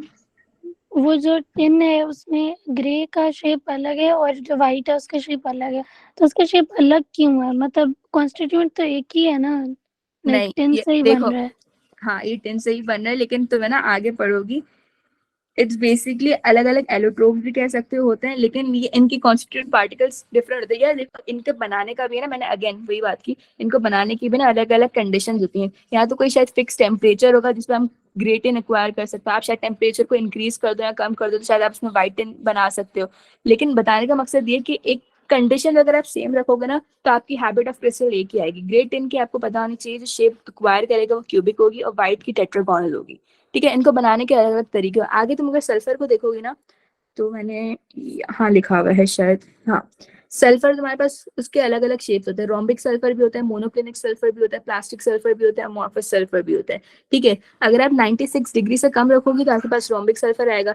96 डिग्री एंड 119 डिग्री सेंटीग्रेड तक के टेम्परेचर के बीच में तो आपके पास मोनोक्लिनिक सल्फर आएगा। Super cold form of sulphur आप प्लास्टिक सल्फर करते हो। तो basically it all depends on the conditions. हम एक एलिमेंट से भी बहुत सारे अलग अलग क्रिस्टलाइन सॉलिड्स के शेप्स वगैरह बना सकते हैं। It all depends upon the conditions कि हमें किस तरीके का क्रिस्टलाइन सॉलिड एक्वायर करना है, हमें कौन से क्रिस्टलाइन सॉलिड को एक्वायर करना है। ऐसे समझ में? जैसे लाइक हमारे पास कार्बन से डायमंड भी हाँ, बनता है, ग्रेफाइट भी कार्बन से बनता हमारे है। पास डायमंड भी बनता है, कार्बन से हमारे पास ग्रेफाइट भी बनता है, और इसके और भी स्ट्रक्चर्स होते हैं, बकी बॉल होते हैं, नैनो ट्यूब्स वगैरह होती हैं, लेकिन इनका कॉन्स्टिट्यूएंट पार्टिकल तो कार्बन ही है। It all depends upon the arrangement, किस तरीके से पार्टिकल्स अरेंज हुए हैं, कौन से बॉन्ड्स उन अरेंजमेंट की वजह से बन रहे हैं, कौन से नहीं बन रहे। और लाइक अगर जैसे हम लोग क्लासिफाई कर रहे हैं कि ग्रे है और व्हाइट है, तो उसके कलर में डिफरेंस आता है? हाँ, कलर में ही डिफरेंस होगा। अच्छा सही है, समझ आ गया, थैंक यू। ठीक है, अच्छा moving on to the next property. अच्छा यहाँ पर ये वाली बात तुम लोग अच्छे से समझ पाएंगे। अगली प्रॉपर्टी हमारे पास होती है एनिसोट्रॉपी। पता नहीं मैं इसकी प्रोनाउंसिएशन हमेशा अजीब बोलती हूँ, ठीक है। एनिसोट्रॉपी एक प्रॉपर्टी होती है, इस प्रॉपर्टी को समझो, ठीक है। इस प्रॉपर्टी को तुम लोग इस तरीके समझो कि हमारे पास एनिसोट्रॉपी एक प्रोसेस होता है, एक फिनोमेना होता है, ठीक है। उस फिनोमेना से जो फिजिकल प्रॉपर्टीज होती है ना, उन्हें कहते हैं कि हमारे पास एनिसोट्रॉपिक प्रॉपर्टीज होती हैं। समझा रही हूँ इसका मतलब क्या है, देखो जैसे ग्रेफाइट की बात करते हैं, ठीक है। हमारे पास, हमने बचपन से ये बात एक पता होती है कि हमारे पास जो ग्रेफाइट होता है वो इलेक्ट्रिसिटी को कंडक्ट करता है, ठीक है। इलेक्ट्रिसिटी को कंडक्ट करता है ग्रेफाइट, लेकिन डायमंड जो होता है वो हमारे पास इलेक्ट्रिसिटी को कंडक्ट नहीं करता है। यहाँ पे हमें डायमंड से कोई कंपैरिजन नहीं करना, फोकस रहना है ग्रेफाइट पे, ठीक है। हमारे पास ग्रेफाइट का स्ट्रक्चर है ना कुछ इस तरीके से होता है कि हमारे पास कार्बन इस तरीके से अरेंज होता है। उसकी ना एक वैलेंसी हमेशा फ्री होती है। कार्बन 4 बॉन्ड बना सकता है, यूजुअली टेट्रावैलेंट होता है, ठीक है, लेकिन वो हमेशा कार्बन 3 कार्बन के साथ बॉन्ड बनाता है और इसके पास है ना एक फ्री इलेक्ट्रॉन हमेशा बच जाता है, जो उसका वैलेंस इलेक्ट्रॉन होता है ना, एक फ्री इलेक्ट्रॉन, तो वो किसी से बॉन्ड नहीं किया हुआ होता, ठीक है। तो हमारे पास ये ग्रेफाइट में ना अलग अलग लेयर का स्ट्रक्चर बना होता है, ठीक है। ग्रेफाइट की पहली लेयर आ गई, ये दूसरी लेयर आ गई उसी ग्रेफाइट के अंदर, लेकिन हमारे पास हर लेयर के अंदर है ना फ्री वैलेंस इलेक्ट्रॉन्स रहेंगे, ठीक है। अच्छा, मुझे बताओ इलेक्ट्रिसिटी को कंडक्ट कौन करता है? हमें पता है कि इलेक्ट्रिसिटी को कंडक्ट करवाने के लिए, इलेक्ट्रिसिटी मूव करने के लिए हमारे पास कैरियर्स कौन से होते हैं, ये फिजिक्स में बहुत डिटेल में पढ़ोगे, लेकिन हमें बेसिकली इलेक्ट्रिसिटी को कंडक्ट करवाना होता है ना, तो हमारे पास जो कैरियर होते हैं हम कहते हैं फ्री इलेक्ट्रॉन। हमारे पास इलेक्ट्रॉन्स आर दी कैरियर्स जो इलेक्ट्रिसिटी को कंडक्ट करते हैं, ठीक है। तो हमारे पास क्या होता है कि हमारे पास, consider this as a tube, ठीक है, ये ट्यूब है और यहाँ पे इलेक्ट्रॉन्स है, ठीक है। तो अगर आप ग्रेफाइट को देखोगे ना, तो इलेक्ट्रिसिटी या तो इस डायरेक्शन में कंडक्ट होगी या तो इस डायरेक्शन में इलेक्ट्रिसिटी कंडक्ट होगी। क्यों? क्योंकि फ्री इलेक्ट्रॉन्स किस तरीके से, हमारे पास फ्री इलेक्ट्रॉन्स पैरेलल है, ठीक है, पैरेलल होते हैं टू द लेयर्स। ये पहली लेयर थी, उसके पैरेलल हमारे पास फ्री इलेक्ट्रॉन्स थे, ठीक है। ये दूसरी लेयर है, इसके पैरेलल ही हमारे पास फ्री इलेक्ट्रॉन्स हैं जो अवेलेबल है। हमारे पास परपेंडिकुलर डायरेक्शन में फ्री इलेक्ट्रॉन्स नहीं है, ठीक है। ये स्ट्रक्चर देख के तुम लोगों को लग रहा होगा, लेकिन just do know this one thing कि ग्रेफाइट में हमारे पास इलेक्ट्रिसिटी जो होती है ना, देखो ग्रेफाइट में इलेक्ट्रिसिटी तो कंडक्ट हो रही होती है, लेकिन हमारे पास basically parallel to the layers है ना, सिर्फ इलेक्ट्रिसिटी कंडक्ट होती है, परपेंडिकुलर लेयर्स में इलेक्ट्रिसिटी कंडक्ट नहीं है। अगर होती भी होगी ना तो बहुत माइन्यूट, बहुत कम होती होगी as comparison to the conduction of electricity parallel to the layers. और हम कहते हैं कि हमारे पास जो थर्मल प्रॉपर्टीज के लिए भी आपको बेसिकली अगर हीट को भी कंडक्ट करवाना होता है ना, तो आपके पास इलेक्ट्रॉन्स ही होते हैं जो हीट को भी आगे कंडक्ट करवा रहे होते हैं, और इलेक्ट्रिसिटी को भी इलेक्ट्रॉन्स ही कंडक्ट करवा रहे होते हैं। यहाँ पे हम इलेक्ट्रिकल कंडक्टिविटी को देख रहे हैं कि हमें पता है कि सिर्फ एक पर्टिकुलर डायरेक्शन है हमारे पास, ठीक है। इलेक्ट्रिसिटी की कंडक्टिविटी ये हमारे पास प्रॉपर्टी है, ठीक है। मैं यहाँ पे लिख देती हूँ कि हमारे पास प्रॉपर्टी कौन सी बात कर रहे हैं, इलेक्ट्रिकल कंडक्टिविटी। इलेक्ट्रिकल कंडक्टिविटी हमारे पास प्रॉपर्टी है, ठीक है।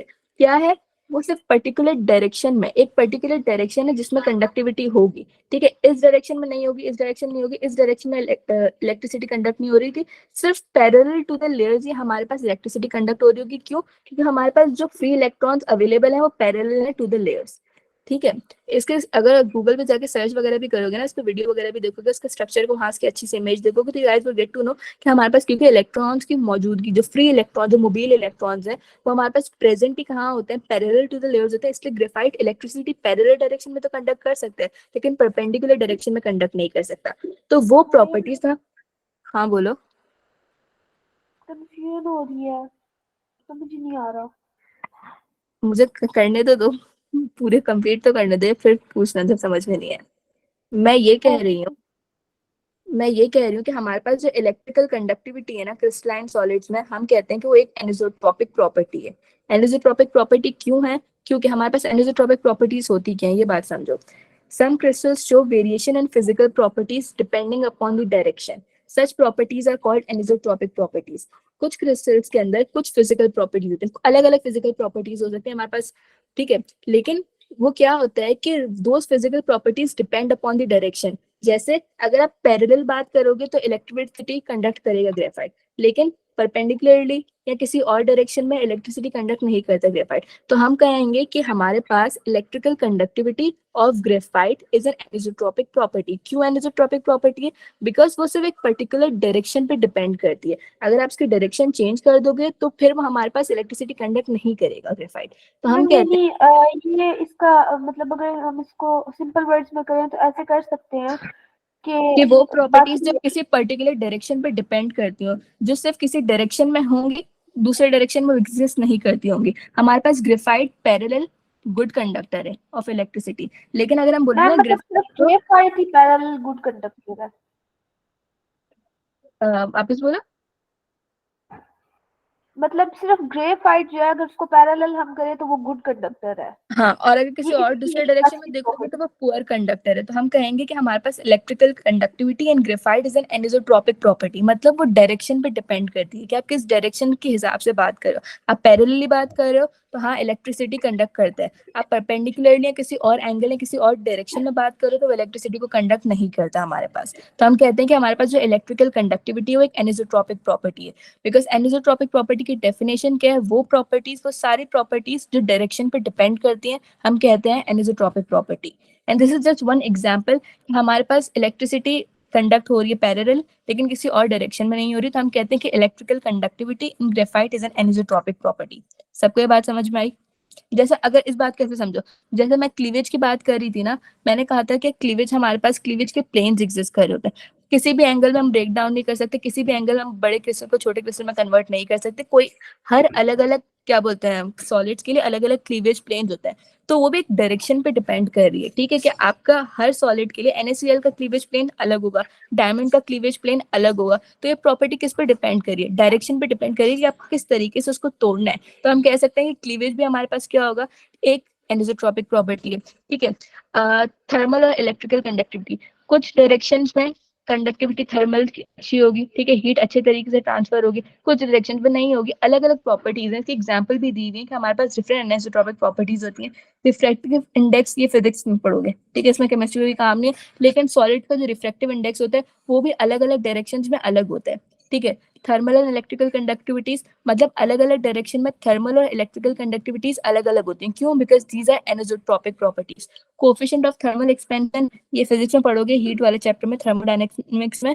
कोफिशिएंट ऑफ थर्मल एक्सपेंशन क्या होता है? बस बेसिकली ये याद रखो कि बिकॉज अगर आप डिफरेंट डायरेक्शन लोगे तो वो प्रॉपर्टी डिफर कर जाएगी। इलेक्ट्रिकल कंडक्टिविटी पैरेलल थी, परपेंडिकुलर या किसी और प्लेन में वो नहीं है ग्रेफाइट में, तो हम कहेंगे कि इलेक्ट्रिकल कंडक्टिविटी हमारे पास क्या है, एक एनिसोट्रॉपिक प्रॉपर्टी। बिकॉज वो किस पे डिपेंड कर रही है? वो डायरेक्शन पे डिपेंड कर रही है। तो वो सारी प्रॉपर्टीज जो डायरेक्शन पे डिपेंड करती हैं, these are known as anisotropic properties. समझ में आया? एक सवाल करूं? हाँ बोला आयशा। ये जो कार्बन है वो 3 बॉन्ड्स बना रहे हैं, तो ये अनस्टेबल कंपाउंड नहीं हुआ क्योंकि उसकी कार्बन की वैलेंसी पूरी नहीं हो रही? नहीं, और लाइक ग्रेफाइट कार्बन, देखो, ग्रेफाइट है ना, नेचुरली आपके पास एग्जिस्ट कर रहा है, ये आप खुद नहीं बना रहे हो, ये अनस्टेबल। देखो ग्रेफाइट में ये पता होना चाहिए कि नेचुरली वो आपके जो दुनिया है उसमें एग्जिस्ट कर रहा है, एंड उसका स्ट्रक्चर ही ऐसा होता है। ठीक है। अब जहाँ पे ना तुम पढ़ोगे अलग अलग मॉलिक्यूल्स, वहां पे तुम्हें इस बात को फोकस नहीं रखना है कि वो स्टेबल है अनस्टेबल नहीं है, तुम्हें ये बात रखनी है कि वो नेचुरली इसी फॉर्म में एग्जिस्ट कर रहा है। ग्रेफाइट, ग्रेफाइट हमारे पास बेसिकली जब हम पेंसिल लिखते हैं ना, उसकी जो लेड होती है उसमें ग्रेफाइट होती है, वो भी अगर तुम किसी स्विच वगैरह में लेकर खड़ी हो जाओ तो हमारे पास करंट लगेगा। ठीक है। क्यों? क्योंकि इसके अंदर फ्री इलेक्ट्रॉन्स होते हैं। डायमंड जो आपके पास होता है वो भी कार्बन से बना हुआ होता है, वो नेचुरली इसी फॉर्म में एग्जिस्ट कर रहा है। और अब लाइक ये जो कार्बन्स हैं वो तो आपस में पाई बॉन्ड्स भी बना सकती है ना? वही बात ना, ये अलग अलग अरेंज। अब तुम अगर डायमंड की बात करोगे ना, तो डायमंड अपने टेट्रावेलेंट पूरा करता है। ठीक है। डायमंड का जो स्ट्रक्चर होता है ना, वो आगे पढ़ेंगे। कार्बन के अंदर है ना, वो अपने टेट्रावेलेंट, वो अपने पूरे के पूरे 4 बॉन्ड्स बना रहे होते हैं। क्यों? क्योंकि वो नेचुरली इसी फॉर्म में एग्जिस्ट करता है। लेकिन ग्रेफाइट हमेशा 3 सिंगल बॉन्ड्स बनाता है, वो एक फ्री इलेक्ट्रॉन अपने पास छोड़ देता है। तो हमारे पास ये नेचुरली इसी फॉर्म में एग्जिस्ट कर रहा है। ये हमारा उसमें नहीं आता कि वो किस तरीके से है किस तरीके से नहीं है, स्टेबल है अनस्टेबल है, वो इसी तरीके से दुनिया में नेचुरली फॉर्म में एग्जिस्ट कर रहे हैं हमारे पास। और ये तुम लोग बातें अच्छा, मतलब जैसे ना ये, मतलब अल्लाह ने खुद से ही भेजे हुए हैं, ये हम लोग इसमें ऑल्टरेशन नहीं कर रहे। हाँ हम नहीं करें, ये नेचुरली इसी फॉर्म में एग्जिस्ट करते हैं। और ये और तुम जो लोगों को याद रखना है कि, एक मिनट, तुम लोग ये बात याद रखनी है कि एग्जामिनर पूछता है कि ग्रेफाइट के अंदर कार्बन कितने बॉन्ड्स बना रहा होता है, डायमंड के अंदर कितने बॉन्ड्स बना रहा होता है। और यही वजह होती है क्योंकि डायमंड है ना, चारों के चारों बॉन्ड्स बना रहे होते हैं, तो उसके पास कोई फ्री इलेक्ट्रॉन्स नहीं होते। फ्री इलेक्ट्रॉन्स नहीं होते तो डायमंड इलेक्ट्रिसिटी को कंडक्ट ही नहीं कर सकता है, क्योंकि बट ग्रेफाइट इलेक्ट्रिसिटी कंडक्ट कर सकते हैं। क्यों? क्योंकि इसके पास फ्री इलेक्ट्रॉन्स होते हैं। याद रखना है कि कार्बन के 3 बॉन्ड्स बनाते हैं ग्रेफाइट, और कार्बन के 4 बॉन्ड्स बनाते हैं डायमंड। ये बातें याद रखने वाली है, याद रखना। हाँ आयशा कंटिन्यू। जो ऊपर वाले कार्बन्स हैं और जो नीचे वाले कार्बन्स हैं, उनके पास भी तो फ्री इलेक्ट्रॉन्स है ना, क्योंकि वो भी तो 3 बॉन्ड्स बनाएंगे। हाँ हाँ, ये पूरा आगे कंटिन्यूस स्ट्रक्चर है, ये सिर्फ मैंने एक छोटा सा हिस्सा बताया है। ये आगे पूरी लेयर्स चलती जाएंगी। समझो ग्रेफाइट का, ये तो हम बहुत बस समझो एक मैग्नीफाई करके एक हिस्सा देख रहे हैं। इनके बाद ये लोग भी सिर्फ 3 बॉन्ड्स ही बनाएंगे आगे चल के। तो फिर ये पैरेलल उसमें क्यों नहीं, मतलब पैरेलल उसमें कंडक्ट करता है, परपेंडिकुलर में क्यों नहीं करता है, जब इसके ऊपर नीचे भी तो वो है ना अगेन फ्री ये इलेक्ट्रॉन। एग्जिस्ट ही नेचुरली फॉर्म में ऐसे करता है कि वो लेयर्स में एग्जिस्ट करते हैं और उनके पास लेयर्स के अंदर ही फ्री इलेक्ट्रॉन्स अवेलेबल होते हैं। नेचुरली फॉर्म एग्जिस्ट इस तरीके से कर रही है। सही है, समझ आ गया। ठीक है। अच्छा, ये वही वाली बातें मैंने लिखी हुई हैं कि ग्रेफाइट हमारे पास इलेक्ट्रिसिटी कंडक्ट करता है बिकॉज उसके पास फ्री इलेक्ट्रॉन्स होते हैं, ठीक है, और इसके पास मोबाइल इलेक्ट्रॉन्स होते हैं। Graphite are available for parallel electric conduction to the layers only, मतलब पैरेलली वो इलेक्ट्रिकल कंडक्शन होती है हमारे पास। एंड ये कि graphite is a good conductor parallel to the layers, ठीक है। गुड कंडक्टर कब है? Parallel to the layers graphite is a good conductor. किसी और डायरेक्शन में क्या है, वो पुअर कंडक्टर होगा, वो इतनी कंडक्ट नहीं कर पाएगा इलेक्ट्रिसिटी बिकॉज उसके पास फ्री इलेक्ट्रॉन्स अवेलेबल नहीं होंगे, ठीक है। हमारे पास अब जो सेवंथ प्रॉपर्टी है ना, ये बहुत इजी है, इसमें सिर्फ रट्टा मारना और कुछ नहीं करना। देखो सेवंथ प्रॉपर्टी होती है क्रिस्टलाइन सॉलिड्स की, जिसे हम कहते हैं आइसोमॉर्फिज्म। आइसोमॉर्फिज्म का ना मतलब समझ लो, समझ में आ जाएगी पूरी बात, कि हमारे पास आइसो का मतलब होता है सेम और मॉर्फिज्म का मतलब शेप। क्रिस्टलाइन सॉलिड्स हमारे पास, समझो कि मैंने कहा फॉर इंस्टेंस मेरे पास एक है क्रिस्टलाइन सॉलिड ए और एक है क्रिस्टलाइन सॉलिड बी, इनके कॉन्स्टिट्यूएंट पार्टिकल्स अलग होंगे, ठीक है। इनके एटम्स, जिस अगर एटम से बना होगा तो एटम्स शायद इन दोनों के डिफर करते हो, इनके आयन सेट डिफर करते हो, मॉलिक्यूल से बना हो तो मॉलिक्यूल सेट डिफर करते हो, मतलब इनके कॉन्स्टिट्यूएंट पार्टिकल्स डिफर करते होंगे, ठीक है। इनकी केमिकल प्रॉपर्टीज डिफर करती होंगी, बहुत अलग अलग इनके होंगे, लेकिन इन दोनों का जो शेप होगा ना सेम होगा। फॉर इंस्टेंस मैंने कह दिया कि इसका शेप है मेरे पास ऑर्थोथ्रोम्बिक, ठीक है, तो मैं कहूंगी बी भी मेरे पास ऑर्थोथ्रोम्बिक है, तो आई कैन से कि A and B these are isomorphs of each other. Why? Because they have the same crystalline form, they have the same crystalline shape. दोनों का, इसका भी ऑर्थोथ्रोम्बिक है, इसका भी ऑर्थोथ्रोम्बिक है, दोनों के कॉन्स्टिट्यूएंट पार्टिकल्स तो अलग अलग होंगे। जैसे समझो यहाँ पे मैंने लिखा सोडियम नाइट्रेट और पोटेशियम नाइट्रेट, इन दोनों का जो क्रिस्टलाइन फॉर्म होती है ना दैट इज रोम्बोहेड्रल, तो मैं कहूंगी कि these two they are isomorphs of each other. फिर मैंने लिखा potassium sulphate and potassium chromate, क्या कहूंगी, दोनों का ऑर्थोथ्रोम्बिक शेप होता है, तो मैं कहूंगी कि these are isomorphs of each other, ठीक है। फिर यहाँ पे देखो जिंक सल्फेट और निकल सल्फेट, इन दोनों के पास क्या होता है, सेम शेप होता है, तो आई विल से कि इनके पास ऑर्थोथ्रोम्बिक क्रिस्टलाइन फॉर्म होती है, ठीक है। ये मतलब these are isomorphs of each other, sodium nitrate and potassium nitrate, these are isomorphs of each other. अब एक बात, जितना अगर तुम लोग अपना दिमाग लाओ, उससे पहले मैं एक बात बता देती हूँ कि हमारे पास किसी भी क्रिस्टलाइन सॉलिड का जो शेप है ना, वो उसके केमिकल नेचर पे डिपेंड नहीं करता। मैंने लिखा है अभी crystalline shape is independent of the chemical nature of atom, ठीक है। हमारे पास हम केमिकल प्रॉपर्टीज वगैरह की बात नहीं कर रहे, अरेंजमेंट किस तरीके से, क्योंकि पार्टिकल्स हैं हमारे पास, कोई भी कॉन्स्टिट्यूएंट पार्टिकल्स हैं, उनके अरेंजमेंट क्या है, वो किस तरीके से, कितने नंबर ऑफ एटम्स है उनके अंदर, पहली तो बात, ठीक है, वो किस तरीके से अरेंज हुए हुए हैं, वो डिफाइन करती है कि उस क्रिस्टल का शेप क्या बनेगा, कौन से पार्टिकल्स हैं, कौन सी केमिकल बॉन्डिंग बन रही है, आयनिक बॉन्ड बन रहे हैं, कोवलेंट बॉन्ड बन रहे हैं, इंटरमॉलिक्यूलर फोर्सेस कौन सी हैं कौन सी नहीं, we are not concern with that. वो चीजें नहीं डिफाइन करती कि किसी भी क्रिस्टल का शेप क्या होगा, ऑर्थोथ्रोम्बिक होगा, टेट्राहेड्रल होगा, हेक्सागोनल होगा, क्या क्यूबिकल होगा, क्या होगा, वो ये नहीं डिफाइन करता कि अच्छा आपके पास कौन से आयन्स है, कौन से मॉलिक्यूल्स है, क्या है, कितने नंबर ऑफ एटम्स है, depends on the number of atoms कितने हैं, ठीक है, और उनकी कॉम्बिनेशन का आपने किस तरीके से उनको अरेंज किया हुआ है, दैट थिंग ओनली डिफाइंस कि आपके पास किसी भी क्रिस्टल में कौन सा शेप एक्वायर होगा, ठीक है। अच्छा एक बात, हमारे पास आइसोमॉर्फ्स जो होते हैं ना, उनके पास सेम रेशियो होता है। जैसे मैंने कहा कि मेरे पास सोडियम नाइट्रेट और पोटेशियम नाइट्रेट, ये दोनों एक दूसरे के आइसोमॉर्फ्स हैं। अब तुम लोग इनके रेशियोज देख लो, मैंने लिखा सोडियम नाइट्रेट और मैंने लिखा पोटेशियम नाइट्रेट, इनका रेशियो देखो, सोडियम कितना है 1, नाइट्रेट देखो सोडियम कितना है, हम इसको सही से लिखती हूँ, राइटिंग समझ में नहीं आएगी मैंने, सोडियम नाइट्रेट, ठीक है, और मैंने यहाँ लिखा पोटेशियम नाइट्रेट। मैंने कहा सोडियम कितना है 1, नाइट्रोजन कितना है 1, ऑक्सीजन कितना है 3, 1:1:3 का रेशियो है, ठीक है। इस वाले को देख लो, मैंने कहा ये दोनों these are isomorphs of each other. Potassium कितना है 1, नाइट्रोजन कितना है 1, ऑक्सीजन कितना है 3, ठीक है। तो हम कह सकते हैं कि these are isomorphs of each other, और हमें ये बात भी पता चल गई कि दो कंपाउंड्स, दो क्रिस्टलाइन सॉलिड्स जो एक दूसरे के आइसोमॉर्फ्स होते हैं, उनके अंदर रेशियो ऑफ एटम हमेशा सेम होता है। यानी किसी में भी एक्वायर कर लो, यहाँ पे देख लो, यहाँ पे लिखा हुआ है potassium sulphate and potassium chromate, तो यहाँ पे मैंने लिखा पोटेशियम सल्फेट, बोलो। मैम लाइक अगर फॉर एग्जांपल ये 1:1:3 है, तो इनकी अरेंजमेंट लाइक ऐसी होनी चाहिए, या फिर ये ऐसा हो सकता है कि 3:1:1 हो जाए, डिजिट्स अगर हम लोग सेम कर ले तो? क्या मतलब? मैम आई नो बहुत डम क्वेश्चन है, लेकिन एक वैसे नहीं लेकिन मैं कह रही मतलब, हूँ, हाँ बोलो। मैम बोले आप। मैम तो मैं कह तुम्हारा रही हूँ क्वेश्चन, कि लाइक 1:1:3 है ना, ठीक है, हाँ तो इसको हम लोग लाइक ऐसे कर सकते हैं, ये 3:1:1 भी हो सकता है, या फिर ये हाँ ऐसे ही है? नहीं ऐसे भी हो सकता है। अच्छा एक बात याद रखना, इन रेशियोज को याद रख के तुम्हें ये नहीं बताना है कि अगर हमेशा, ऐसा नहीं जरूरी है हमारे पास कि हमारे पास अगर 1:1 रेशियो 3 आएगा तो हमारे पास क्रिस्टलाइन फॉर्म हमेशा रोम्बोहेड्रल होगी, या 2:1:4 आएगा तो हमारे पास ऑर्थोथ्रोम्बिक होगी। ये नहीं है, मैं बताना ये चाह रही हूँ कि हमारे पास एक प्रॉपर्टी है कि आइसोमॉर्फ्स, जो भी दो आइसोमॉर्फ्स होंगे ना उनके पास हमेशा एटॉमिक रेशियो होगा ना वो सेम होगा। तो यू आर नॉट करी, तुम्हें याद वगैरह भी नहीं करने के अगर 1:1:3 एटॉमिक रेशियो होगा तो हमारे पास क्रिस्टलाइन फॉर्म हमेशा रोम्बोहेड्रल होगी, 2:1:4 होगा तो हमारे पास ऑर्थोथ्रोम्बिक होगी। यहाँ देख लो, यहाँ पे रेशियो 1:1 है, यहाँ पे भी 1:1 है, यहाँ पे भी 1:1 है, लेकिन इनके अलग अलग स्ट्रक्चर्स हैं। ये भी क्यूबिक है, ये भी क्यूबिक है, लेकिन ये हेक्सागोनल है। तो आपको एटॉमिक रेशियो पे डिपेंड करके क्रिस्टलाइन फॉर्म को डिफाइन नहीं करना है। अब तुम 1:1:3 लिखो या 3:1:1 लिखो, कोई फर्क नहीं पड़ता इससे। ओके मैम, जज़ाकल्लाह।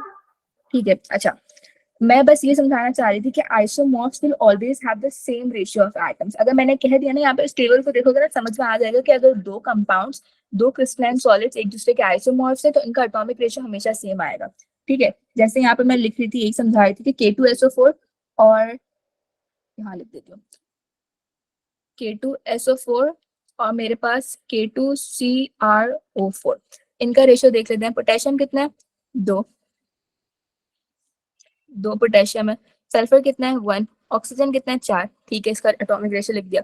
मैंने कहा ये एक दूसरे के आइसोमॉर्फ्स है तो मतलब इनके पास एटॉमिक रेशियो सेम होना चाहिए। पोटेशियम कितना है? 2। क्रोमियम कितना है? 1। ऑक्सीजन कितना है? 4।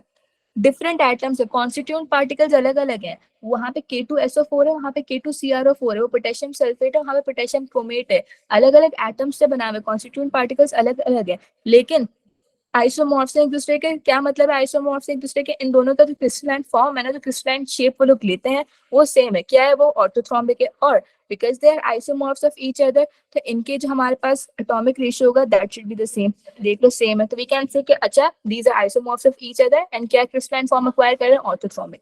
तो ये जितने भी शेप है ना ये आप सबको याद करने पड़ेंगे, इसमें कोई दो राय नहीं है कि क्या याद करना है क्या नहीं करना। इट्स रट्टे वाला टॉपिक, तो आप लोगों को याद करना होगा। एटॉमिक रेशियो को याद करने की जरूरत नहीं, वो तो आप खुद निकाल सकते हो। बस ये आपको याद रखना है कि कौन किसका आइसोमॉर्फ है। आपको ना एग्जाम में पूछेगा कि सोडियम नाइट्रेट का आइसोमॉर्फ कौन सा है, और आपको ABCD नीचे ऑप्शन दे देगा, तो आपको ये याद रखनी है। जितनी एग्जाम्पल्स एटलीस्ट बुक में गिवन है ना वो आपको याद रखनी है। अच्छा, एक और चीज, यहाँ पे मैंने नीचे ये PTB पंजाब की टेक्स्ट बुक का ये एक स्क्रीनशॉट लेके रखा है, अच्छा चार्ट था कि the structures of the negatively charge ions like NO3- nitrate ion and carbonate ion are same. मतलब कि जितने भी स्ट्रक्चर्स हमारे पास नाइट्रेट और कार्बोनेट आयंस के होंगे ना उनका स्ट्रक्चर सेम होगा। समझो, जैसे sodium nitrate and calcium carbonate, ठीक है, नाइट्रेट आयन है और कार्बोनेट आयन है, तो हम ये कह सकते हैं कि इनके अगर नेगेटिव आयंस हमारे पास ये दोनों होंगे ना तो इनका स्ट्रक्चर सेम होगा। आगे के एलिमेंट्स हम फर्क नहीं पड़ता, ठीक है, सोडियम और कैल्शियम का फर्क नहीं पड़ता।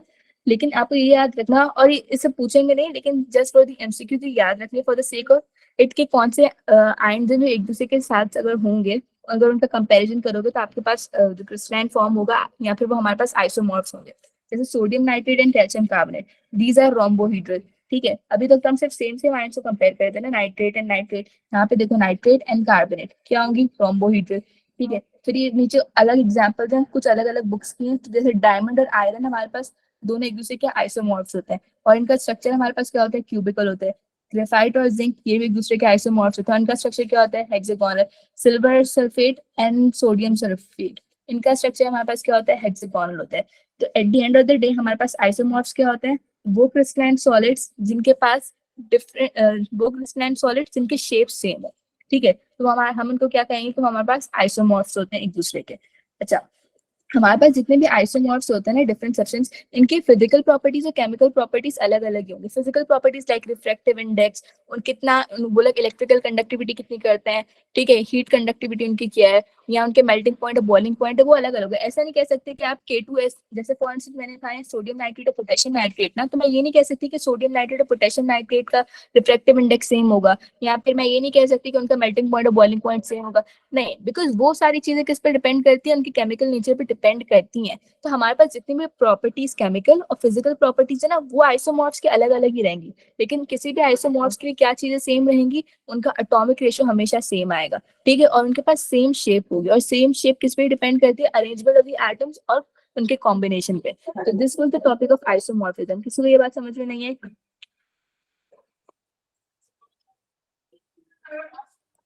कोई क्वेश्चन है किसी के पास? नो मैम, मुख्ताबर सब समझ में आ गया। हाँ बोलो। आइसोमॉर्फिज्म में हमारे पास सेम शेप्स हैं, राइट? यस। और आइसोमेरिज्म में डिफरेंट होती हैं।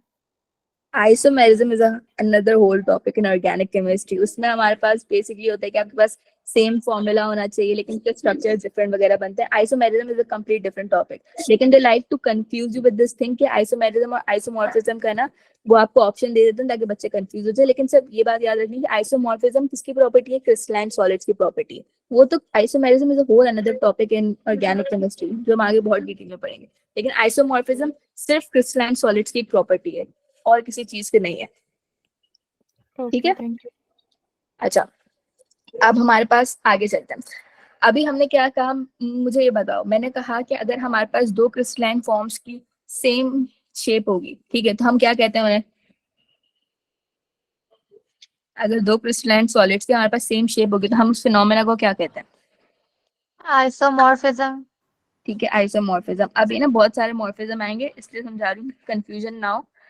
अगर क्रिस्टलाइन सॉलिड्स और उनकी सेम शेप होगी, सॉरी फॉर द राइटिंग, तो हम उसे कहते हैं क्या? आइसोमॉर्फिज्म। लेकिन अब हमें पढ़नी है अलग अलग चीजें, ठीक है। अब हमारे पास दो और प्रॉपर्टीज आएंगी, पॉलीमॉर्फिज्म, एलोट्रॉपी। ठीक है, और मैंने जिन वर्ड्स को हाईलाइट किया ना वो वर्ड से देखना। Phenomena in which compound exist in more than one crystalline form. ठीक है, अब हम किसी दो अलग अलग क्रिस्टलाइन सॉलिड से कंपैरिजन नहीं करें, हम सिर्फ एक ही क्रिस्टलाइन सॉलिड की बात करें। जैसे मैंने कहा, मैंने यहाँ लिख दिया atom A, sorry atom A नहीं, मैंने कहा कि हमारे पास एक क्रिस्टलाइन सॉलिड है विच इज ए, और वो दो फॉर्म में एग्जिस्ट कर रहा है। वो रोम्बोहेड्रल फॉर्म में भी एग्जिस्ट कर रहा है और वो हमारे पास ऑर्थोथ्रोम्बिक फॉर्म में भी एग्जिस्ट कर रहा है। मतलब एक ही कंपाउंड हमारे पास दो फॉर्म्स में एग्जिस्ट कर सकते हैं। अलग अलग कंडीशन होंगी, हमें इस बात से फर्क पड़ता है, हमें बस इस बात से फर्क पड़ता है कि अगर हमारे पास एक कंपाउंड अलग अलग क्रिस्टलाइन फॉर्म्स में एग्जिस्ट कर रहा है, होगा कोई हम शायद कंडीशंस प्रोवाइड करते होंगे, कोई पर्टिकुलर टेम्परेचर प्रोवाइड करते होंगे, ठीक है, कोई ना कोई अलग कंडीशन होंगी जिसकी वजह से उसकी शायद अरेंजमेंट चेंज हो जाती होगी, तो कोई अलग क्रिस्टलाइन फॉर्म को एक्वायर कर लेते होंगे। तो हम कहते हैं कि अच्छा now these are polymorphs of each other. समझाती हूँ। सिल्वर नाइट्रेट है ना हमारे पास, ये एक ही कंपाउंड है, लेकिन कंपाउंड की बात कर रही हूँ, ठीक है। यहाँ पे मैंने एलिमेंट नहीं करा, यहाँ पे the word you need to remember this thing, in which compound exist in more than one crystalline form. कोई कंपाउंड, ठीक है, ये आगे बताऊंगी एलोट्रॉपी में से डिफर करेगा कि जैसे सिल्वर नाइट्रेट है, सिल्वर नाइट्रेट हमारे पास नेचर में दो फॉर्म्स में एग्जिस्ट करता है, एक रोम्बोहेड्रल और एक ऑर्थोथ्रोम्बिक। अगेन इन नाम्स को लेकर कंफ्यूज नहीं होना, ये हम इन डिटेल आगे पढ़ेंगे। पूरे ज्योमेट्रिक शेप उसमें एंगल्स और लेंथ का फर्क आता है, जिस वजह से हम अलग अलग बताते हैं कि अच्छा ये रोम्बोहेड्रल होता है, ये ऑर्थोथ्रोम्बिक होता है। लेकिन ये याद करने वाली बात है कि सिल्वर नाइट्रेट हमारे पास नेचर में दो फॉर्म्स में एग्जिस्ट करता है, रोम्बोहेड्रल एंड ऑर्थोथ्रोम्बिक। तो हम कहेंगे कि सिल्वर नाइट्रेट के हमारे पास पॉलीमॉर्फ्स कौन कौन से? हमारे पास सिल्वर नाइट्रेट के दो पॉलीमॉर्फ्स हैं, एक पॉलीमॉर्फ है रोम्बोहेड्रल और दूसरा पॉलीमॉर्फ है ऑर्थोथ्रोम्बिक। अब कैल्शियम कार्बोनेट हमारे पास, इसके भी दो पॉलीमॉर्फ्स हैं, कब वो ट्राइगोनल शेप में भी एग्जिस्ट करता है और वो हमारे पास ऑर्थोथ्रोम्बिक शेप में भी एग्जिस्ट करता है। तो वी कैन से पॉलीमॉर्फिज्म हमारे पास क्या है? पॉलीमॉर्फिज्म हमारे पास वो फिनोमेना है जिसके अंदर एक कंपाउंड अलग अलग डिफरेंट हमारे पास क्रिस्टलाइन फॉर्म्स में एग्जिस्ट कर सकता है। और जो डिफरेंट फॉर्म्स होती है हमें क्या कहते हैं? पॉलीमॉर्फ्स। जैसे सिल्वर नाइट्रेट के कितने पॉलीमॉर्फ्स हैं? दो पॉलीमॉर्फ्स हैं, बिकॉज वो दो क्रिस्टलाइन फॉर्म्स में एग्जिस्ट कर रहे हैं। कैल्शियम कार्बोनेट के कितने पॉलीमॉर्फ्स हैं? दो पॉलीमॉर्फ्स हैं, ट्राइगोनल और ऑर्थोथ्रोम्बिक। तो हमारे पास ये बातें याद रखनी कि फिनोमेना इन विच, हाँ बोलो। लाइक इस तरह के क्वेश्चंस भी आ सकते हैं कि वो आपको एक कंपाउंड का नेम दे दे और बोले कि इसके कितने पॉलीमॉर्फ्स हैं। हाँ पूछ सकते हैं, बिकॉज आपके इस बुक में जितने लिखे हैं आपको याद करनी है। ये चीजें सारी याद करने की, मेरा कुछ समझाने का काम ही नहीं है, ये सारी बातें याद करने की। अच्छा मेरे पास एक क्वेश्चन है, मुझे कोई बताओ कि हमारे पास, मैंने तो ये बात बताई थी पीछे कि आइसोमॉर्फिज्म में हमारे पास जो आइसोमॉर्फ्स होते हैं दो अलग अलग, ठीक है, किसी का भी जिन आइसोमॉर्फ्स का आप कंपैरिजन करें उनकी फिजिकल प्रॉपर्टीज और केमिकल प्रॉपर्टीज अलग अलग ही रहती हैं। मुझे बताओ पॉलीमॉर्फ्स की भी फिजिकल और केमिकल प्रॉपर्टीज अलग अलग होंगी या सेम ही होंगी? मैम सेम होंगी। सेम होंगी। केमिकल प्रॉपर्टीज तो सेम होंगी ना, फिजिकल नहीं तो एक होंगी ही है ना, सेम। हाँ वहां पे तो केमिकल दो सेम डिफरेंट होंगी। कंपाउंड्स थे ना, सॉरी दो अच्छा, डिफरेंट एलिमेंट है, जो भी था वहां पे दो एक डिफरेंट थे बात ना। आप लोगों को याद रखनी है कि हमारे पास जितनी भी केमिकल प्रॉपर्टीज होती है ना वो तो सेम ही होंगी, बिकॉज देखो हमारे पास जाहिर सी बात है, सिल्वर नाइट्रेट की बात कर रही हूँ तो हमारे पास जो बॉन्ड वगैरह फॉर्म हो रहे होंगे, जो भी फॉर्म हो रहे होंगे, एटम्स वगैरह जितने भी पार्टिकल्स है ना, कॉन्स्टिट्यूएंट पार्टिकल्स, वो सेम है। तो हमारे पास जो कॉन्स्टिट्यूएंट पार्टिकल्स है ना वो तो हमारे पास सेम ही रहेंगे, ठीक है। तो इस वजह से हम ये कह सकते हैं कि जितनी भी केमिकल प्रॉपर्टीज है ना हमारे पास पॉलीमॉर्फ्स की, वो हमारे पास सेम ही रहेंगी, ठीक है। लेकिन हमारे पास फिजिकल प्रॉपर्टीज डिफर करेंगी क्योंकि उनकी अरेंजमेंट डिफरेंट होती है। इस बात को ऐसे समझो कि मुझे बताओ ग्रेफाइट और डायमंड इनका स्ट्रक्चर डिफरेंट होता है, अलग अलग डिफरेंट स्ट्रक्चर होते हैं। तो मुझे बताओ कि क्या बोलते हैं इनकी, हमारे पास मेल्टिंग पॉइंट और बॉइलिंग पॉइंट डिफरेंट होते हैं, अलग होता है, सेम होता है ग्रेफाइट और डायमंड को? अलग होता है। और हमने ये बात भी पढ़ी थी कि हमारे पास ग्रेफाइट होता है और डायमंड होता है, एक इलेक्ट्रिसिटी कंडक्ट कर सकता है, एक इलेक्ट्रिसिटी कंडक्ट नहीं कर सकता, बिकॉज जो इनके अंदर की अरेंजमेंट होती है ना वो डिफर कर जाती है। जब अंदर की अरेंजमेंट डिफर करती है ना तभी नई क्रिस्टलाइन फॉर्म एग्जिस्ट कर रही होती है हमारे पास, ठीक है। तो बिकॉज इनके अंदर की अरेंजमेंट, रेगुलर अरेंजमेंट चेंज हो रही होती है, ठीक है, तो हम ये कहते हैं कि हमारे पास केमिकल प्रॉपर्टीज तो सेम होती हैं बिकॉज कॉन्स्टिट्यूएंट पार्टिकल्स, एटम्स वगैरह केमिकल नेचर सेम है पॉलीमॉर्फ्स का, लेकिन इनकी फिजिकल प्रॉपर्टीज डिफर करती हैं because they have different structures, ठीक है। तो हमारे पास पॉलीमॉर्फिज्म यही कि पॉलीमॉर्फिज्म हमारे पास वो फिनोमेना है जिसके अंदर compound is the most important word है, कि अगर एक कंपाउंड एक से ज्यादा क्रिस्टलाइन फॉर्म में एग्जिस्ट करेगा तो हम कहेंगे ये this phenomena is called polymorphism. जिन अलग अलग क्रिस्टलाइन फॉर्म में एग्जिस्ट करेगा हमसे कहेंगे पॉलीमॉर्फ्स। अब यहाँ पे इसी को कंपेयर करो एलोट्रोपी को। एलोट्रोपी क्या होता है? Phenomena in which an element exist in more than one crystalline form, ठीक है। यहाँ पे हमारे पास क्या था, हम पॉलीमॉर्फिज्म में कहते हैं कि अगर एक कंपाउंड एक से ज्यादा क्रिस्टलाइन फॉर्म में एग्जिस्ट करेगा तो हम कहेंगे पॉलीमॉर्फिज्म। लेकिन एलोट्रोपी क्या है कि अगर एक एलिमेंट एक से ज्यादा क्रिस्टलाइन फॉर्म में एग्जिस्ट करेगा तो वी से कि ये हमारे पास this phenomena is known as allotropy, and जो अलग अलग क्रिस्टलाइन फॉर्म में एग्जिस्ट करेगा हम उसे कहेंगे एलोट्रोप्स। डिफरेंस सिर्फ किस वर्ड का है? कंपाउंड और एलिमेंट का। यहाँ पे silver nitrate is a compound, sulphur is a element, ठीक है। Calcium carbonate is a compound, carbon और टिन क्या है हमारे पास? एलिमेंट। तो यहाँ पे जब भी आप किसी एलिमेंट को बेस करके बात कर रहे होगे तो आप क्या बोलोगे? अगर एक एलिमेंट एक से ज्यादा क्रिस्टलाइन फॉर्म में एग्जिस्ट करता है तो आप कहोगे एलोट्रोपी, और अगर एक कंपाउंड एक से ज्यादा क्रिस्टलाइन फॉर्म में एग्जिस्ट करता है तो आप उसे क्या कहोगे? आप कहोगे पॉलीमॉर्फिज्म, ठीक है। अब जैसे सल्फर देख लो, सल्फर हमारे पास रोम्बिक फॉर्म में भी एग्जिस्ट करता है, मोनोक्लिनिक फॉर्म में भी एग्जिस्ट करता है। कार्बन देख लो, डायमंड हमारे पास क्यूबिक होता है लेकिन ग्रेफाइट हमारे पास हेक्सागोनल होता है। टिन देख लो, ग्रे टिन हमारे पास क्यूबिक होता है, व्हाइट टिन हमारे पास टेट्रागोनल होता है। Again this is something that you guys need to remember, ठीक है। इसको कुछ समझाने वाली बातें नहीं, इसको बस याद रखना है। मैंने प्रॉपर्टीज समझा दी है सारी, लेकिन ये जो टेबल्स है ना आपको पूरे पूरे याद रखना है। अच्छा, ऑक्सीजन के भी हमने एरोट्रोप्स अलग अलग पढ़े होते हैं। जैसे हम O2 कहते हैं कि हमारे पास मॉलिक्यूल होता है, ठीक है। डाई ऑक्सीजन O2 का हमारे पास मॉलिक्यूल होता है, हम बेसिकली एयर में कहते हैं ऑक्सीजन ब्रीथ कर रहे होते हैं। लेकिन हमने ट्राई ऑक्सीजन भी पढ़ा होता है O3, इसे हम कहते हैं ओजोन होता है हमारे पास, ठीक है। तो हमारे पास एक प्रोटेक्टिव लेयर है जो हमारी सराउंडिंग्स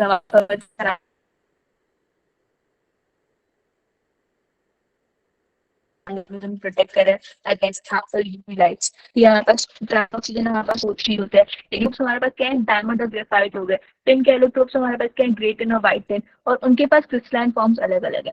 तो हमने 3 वर्ड्स पढ़े, देखो पॉलीमॉर्फिज्म। पॉलीमॉर्फिज्म हमारा, सॉरी, हमने पहला वर्ड पढ़ा था आइसोमॉर्फिज्म। आइसोमॉर्फिज्म का क्या मतलब था कि अगर किसी दो क्रिस्टलाइन सॉलिड के हमारे पास सेम स्ट्रक्चर है तो हम कहेंगे कि वो एक दूसरे के आइसोमॉर्फ्स हैं। पॉलीमॉर्फिज्म क्या होता है कि अगर एक ही कंपाउंड के एक से ज्यादा क्रिस्टलाइन फॉर्म्स हैं तो हमसे कहेंगे पॉलीमॉर्फिज्म। और एलोट्रोपी क्या होता है कि अगर एक ही एलिमेंट के एक से ज्यादा क्रिस्टलाइन फॉर्म्स हैं तो हम कहेंगे that phenomena is known as allotropy. किसी को कोई भी मसला, कोई कंफ्यूजन? अच्छा गाइस, तुम्हारी नेक्स्ट क्लास कितने बजे है? 4 4 बजे। बजे। 4, 4:30? 4 बजे। अच्छा, ये सिर्फ ये लास्ट फिजिकल प्रॉपर्टी पढ़ा रही हूँ, उसके बाद अच्छा ये ना, ये सारी बातें मैंने वही से पहले ही बताई थी कि रोम्बिक सल्फर किसी पर्टिकुलर टेम्परेचर पे एग्जिस्ट करता है और मोनोक्लिनिक सल्फर किसी पर्टिकुलर टेम्परेचर पे एग्जिस्ट करता है। हमारे पास अमॉर्फस सल्फर भी है ना। सल्फर एलिमेंट की बात करें तो ये उसका एक एलोट्रोप है अमॉर्फस सल्फर। ये हमें मिलता नहीं, इसकी इरेगुलर क्रिस्टलाइन शेप होती है, यहाँ पे अमॉर्फस भी दिखा हुआ है। ये हमें एक्वायर करना पड़ता है, किसी तरीके से बनाना पड़ता है, नेचुरली एग्जिस्ट नहीं करता फ्री स्टेट में। तो इसे हम किस तरीके से बनाते हैं? हम हाइड्रोजन सल्फाइड को बेसिकली ऑक्सीजन से पास करते हैं तो हमारे पास प्रोडक्ट में H2O बनता है और हमारे पास अमॉर्फस सॉलिड ये आ जाता है। हमें इसे एक्वायर करने का, प्रिपेयर करने का एक तरीका है। ये फेडरल में गिवन है, पंजाब में गिवन नहीं, लेकिन मैंने लिख दिया just in case if someone wants to revise this thing, ठीक है। अच्छा, तो जो हमारे पास लास्ट प्रॉपर्टी है ना क्रिस्टलाइन सॉलिड्स की, वो होती है हमारे पास ट्रांजिशन टेम्परेचर। अब ट्रांजिशन टेम्परेचर हमारे पास क्या होता है? वो टेम्परेचर जिस पे क्रिस्टलाइन फॉर्म जितने भी है ना, देखो temperature at which two crystalline forms of the same substance can coexist in equilibrium with each other. For instance मैंने जैसे बताया कि इसी को यहाँ देख लो, ग्रेड 10 है और वाइट 10 है, ये दोनों मुझे बताओ क्या है, पॉलीमॉर्फ्स हैं, आइसोमॉर्फ्स हैं, एलोट्रोप्स हैं, क्या है, ग्रेड 10 और वाइट 10 एलोट्रोप्स हैं। ठीक है, तो ये दोनों एलोट्रोप्स एक पर्टिकुलर टेम्परेचर आता है 13.2 डिग्री सेल्सियस। इस टेम्परेचर पे आपने अगर टिन लिया हुआ है ना, तो वो आपके पास ग्रे टिन में भी एग्जिस्ट करेगा और व्हाइट टिन भी एग्जिस्ट करेगा। मतलब उसमें कुछ ऐसे होंगे जो क्यूबिक फॉर्म में अरेंज होंगे और कुछ ऐसे होंगे जो टेट्रागोनल फॉर्म में होंगे। अच्छा मुझे बताओ सल्फर क्या है, सल्फर एसिड वाला रोम्बिक और ये सल्फर एसिड वाला, ये हमारे पास एलोट्रोप्स हैं एक दूसरे के, पॉलीमॉर्फ्स हैं, आइसोमॉर्फ्स हैं, एलोट्रोप्स। एलोट्रोप्स। ठीक है, potassium nitrate and potassium nitrate, अच्छा potassium nitrate and potassium nitrate again है।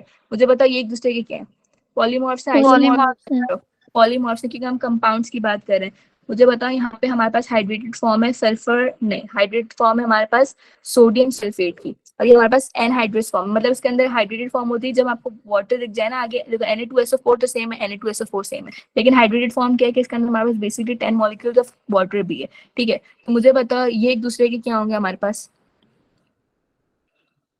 अच्छा ये दोनों एक दूसरे की, ये भी है ना एक दूसरे के पॉलीमॉर्फ्स होंगे बिकॉज कंपाउंड सेम ही है लेकिन सिर्फ हाइड्रेशन का डिफरेंस है। ठीक है, तो हमने क्या डिफाइन रखना है, ये टेम्परेचर जो मैं ना मार्क भी कर देती हूँ, ये टेम्परेचर हमारे पास, ये आप लोगों ने करना है याद, या उसको हाईलाइट नहीं करती दिखेगा नहीं किसी के साथ। ये वाले जो है ना आपको हमेशा इसे याद रखना है कि हमारे पास ट्रांजिशन टेम्परेचर क्या होता है। ट्रांजिशन टेम्परेचर हमारे पास वो टेम्परेचर्स होते हैं जिसपे हमारे पास दो क्रिस्टलाइन फॉर्म्स को एग्जिस्ट कर रही होती हैं। ठीक है, टिन की दो फॉर्म्स होती हैं, दो पॉलीमॉर्फ्स सॉरी दो एलोट्रोप्स होते हैं, दोनों के दोनों एलोट्रोप्स 13.2 डिग्री सेल्सियस पे एग्जिस्ट करेंगे। अच्छा सिर्फ फिक्स टेम्परेचर, अगर आप 13.2 डिग्री सेल्सियस से शायद आगे जाओ तो शायद सिर्फ व्हाइट टिन एग्जिस्ट करे, अगर शायद आप पीछे जाओ तो ग्रे टिन एग्जिस्ट करे। अगेन ये कोई बात कंफर्म नहीं है, बस ये बात याद रखनी है कि शायद अगर आप 13.2 डिग्री सेल्सियस ट्रांजिशन टेम्परेचर से आप ऊपर चले जाओ या नीचे चले जाओ तो कोई दूसरी फॉर्म एग्जिस्ट करी होगी, तब सिर्फ एक फॉर्म एग्जिस्ट करी होगी, या तो व्हाइट टिन एग्जिस्ट करी होगी या तो ग्रे टिन एग्जिस्ट करी होगी। यहाँ तो आपके पास मोनोक्लोरिक फॉर्म एग्जिस्ट करी होगी, सिर्फ रोम्बिक फॉर्म एग्जिस्ट करी होगी, या रोम्बोहेड्रल फॉर्म एग्जिस्ट करी होगी पोटेशियम नाइट्रेट की, या फिर पोटेशियम नाइट्रेट की ऑर्थोथर्मिक फॉर्म एग्जिस्ट करी होगी। लेकिन वो कौन सा टेम्परेचर है जिस दोनों की दोनों क्रिस्टलाइन फॉर्म्स को एग्जिस्ट कर रही होंगी, that temperature is known as transition temperature, and ये टेम्परेचर की वैल्यूज आपको याद रखनी है। ठीक है, इस पूरे चैप्टर में कुछ याद करने का नहीं, सिर्फ सॉरी कुछ समझने का नहीं, सिर्फ सब कुछ याद ही करना। अच्छा एक चीज यहाँ पे मैंने लिखी है कि हमारे पास transition temperature of allotropic form of an element is always less than its melting point. Ma'am आपकी क्या आवाज बिल्कुल भी नहीं आ रही। क्या सुना तुम लोगों ने, कि उसका एलोट्रोपिक फॉर्म जो है वो मेल्टिंग पॉइंट से कम है। मैंने भी यही, ठीक है मैंने ये बात कही कि नहीं हमारे वो पास, थोड़े दरम्यान में वो हो गई थी। अच्छा सुनो मैं ये कह रही थी कि हमारे पास जितने भी एलोट्रोप्स होते हैं, एलोट्रोप्स हमारे पास होते हैं बेसिकली एलिमेंट के हैं, कंपाउंड्स के तो हमारे पास पॉलीमॉर्फ्स बन रहे होते हैं। ठीक है, तो हमारे पास जितने भी ट्रांजिशन टेम्परेचर किसी भी एलोट्रोप का होता है ना हमेशा उसके मेल्टिंग पॉइंट से कम होता है। ये एक पॉइंट है, इस पर ज्यादा सोचना नहीं, बस याद रखना। ये कौन सी बुक थी, पंजाब, पंजाब में ना एक लाइन लिखी हुई थी कि ट्रांजिशन टेम्परेचर अगर हमें डिफाइन करना हो ना या बेसिकली बताना हो कि कितना हो सकता है कितना नहीं हो सकता, तो हमें ये बात याद रखनी है कि जितने भी एलिमेंट है ना एलोट्रोप्स ऑफ एलिमेंट्स हैं, जैसे कार्बन हो गया। ठीक है, कार्बन के एलोट्रोप्स में हमारे पास कौन से होते हैं, डायमंड होता है और ग्रेफाइट होते हैं। अब हमारे पास डायमंड और ग्रेफाइट इनके जितने भी मेल्टिंग पॉइंट है इन दोनों के मेल्टिंग पॉइंट से कम एक टेम्परेचर होगा जिसे हम कहेंगे अच्छा वो हमारे पास ट्रांजिशन टेम्परेचर जो होगा ना वो कम होगा उसके मेल्टिंग पॉइंट से। ठीक है, तो ये बात याद रखनी कि हमारे पास ट्रांजिशन टेम्परेचर सिर्फ इसके लिए, सिर्फ एलोट्रोप फॉर्म्स ऑफ एलिमेंट के लिए, ये सिर्फ एक लाइन स्टेटमेंट थी तो मैंने सोचा कि मैं यहाँ लिख देती हूँ कि आपको ये बात याद रखनी है कि हमारे पास जितने भी एलोट्रोपिक फॉर्म्स ऑफ एलिमेंट्स है ना उनका ट्रांजिशन टेम्परेचर क्या होगा, हमेशा उनके मेल्टिंग पॉइंट से कम होगा। बाकी ये बातें सबको समझ में आ गई, किसी को कोई भी मसला? ट्रांजिशन टेम्परेचर सिर्फ एलोट्रोप्स के दरम्यान में होता है कि मतलब वो आइसोमॉर्फिज्म या पॉलीमॉर्फिज्म का भी होता है? तो मुझे खुद बताओ आइसोमॉर्फ्स के बीच में हो सकता है ट्रांजिशन टेम्परेचर? नहीं वही पूछ रहे, सिर्फ एलोट्रोप्स का होगा ना? नहीं, पॉलीमॉर्फ्स और एलोट्रोप्स दोनों का होगा। ये कंपाउंड्स के बीच में यहाँ पे देखो ना, मुझे बताओ पोटेशियम नाइट्रेट और पोटेशियम नाइट्रेट और ऑर्थोथर्मिक और रोम्बोहेड्रल हमारे पास पॉलीमॉर्फ्स हैं, आइसोमॉर्फ्स हैं या एलोट्रोप्स हैं? ये क्या है ये? पॉलीमॉर्फ है। पॉलीमॉर्फ। पॉलीमॉर्फ है। तो इनका ट्रांजिशन टेम्परेचर लिखा हुआ है ना कि 128 डिग्री सेल्सियस पे ये दोनों फॉर्म्स एग्जिस्ट कर रही होंगी, पोटेशियम नाइट्रेट की ऑर्थोथ्रोम्बिक फॉर्म भी एग्जिस्ट कर रही होगी और रोम्बोहेड्रल फॉर्म भी एग्जिस्ट कर रही होगी। ठीक है, किसी के पास और कोई सवाल? ये सारे ना, ये वाली जो, अच्छा देखो पंजाब के अंदर है ना सल्फर के सिर्फ 2 पॉलीमॉर्फ्स लिखे हुए, रोम्बिक और मोनोक्लिनिक, लेकिन ये फेडरल के पास ना बहुत डिटेल में लिखा हुआ था। तो पढ़ना है अपने प्रोविंसेस के हिसाब से देख लो, अगर तुम फेडरल से पढ़ना चाहते हो, मैंने लिख दी इन्फॉर्मेशन, जनरल इन्फॉर्मेशन, ताकि you don't guys miss this thing out, इसलिए मैंने लिख दी है, लेकिन इट्स नॉट दैट इम्पोर्टेंट। अच्छा गाइस, आज तुम लोगों की क्लास फिजिक्स की स्टार्ट होने वाली, सिर्फ समवन हैज अ क्वेश्चन तो पूछो वरना I will end this class. No ma'am. ठीक है, so I just end the class. अगर किसी के पास कोई क्वेश्चन नहीं है, सबको समझ में आया जो भी हमने आज पढ़ा है? जी। Yes, ma'am.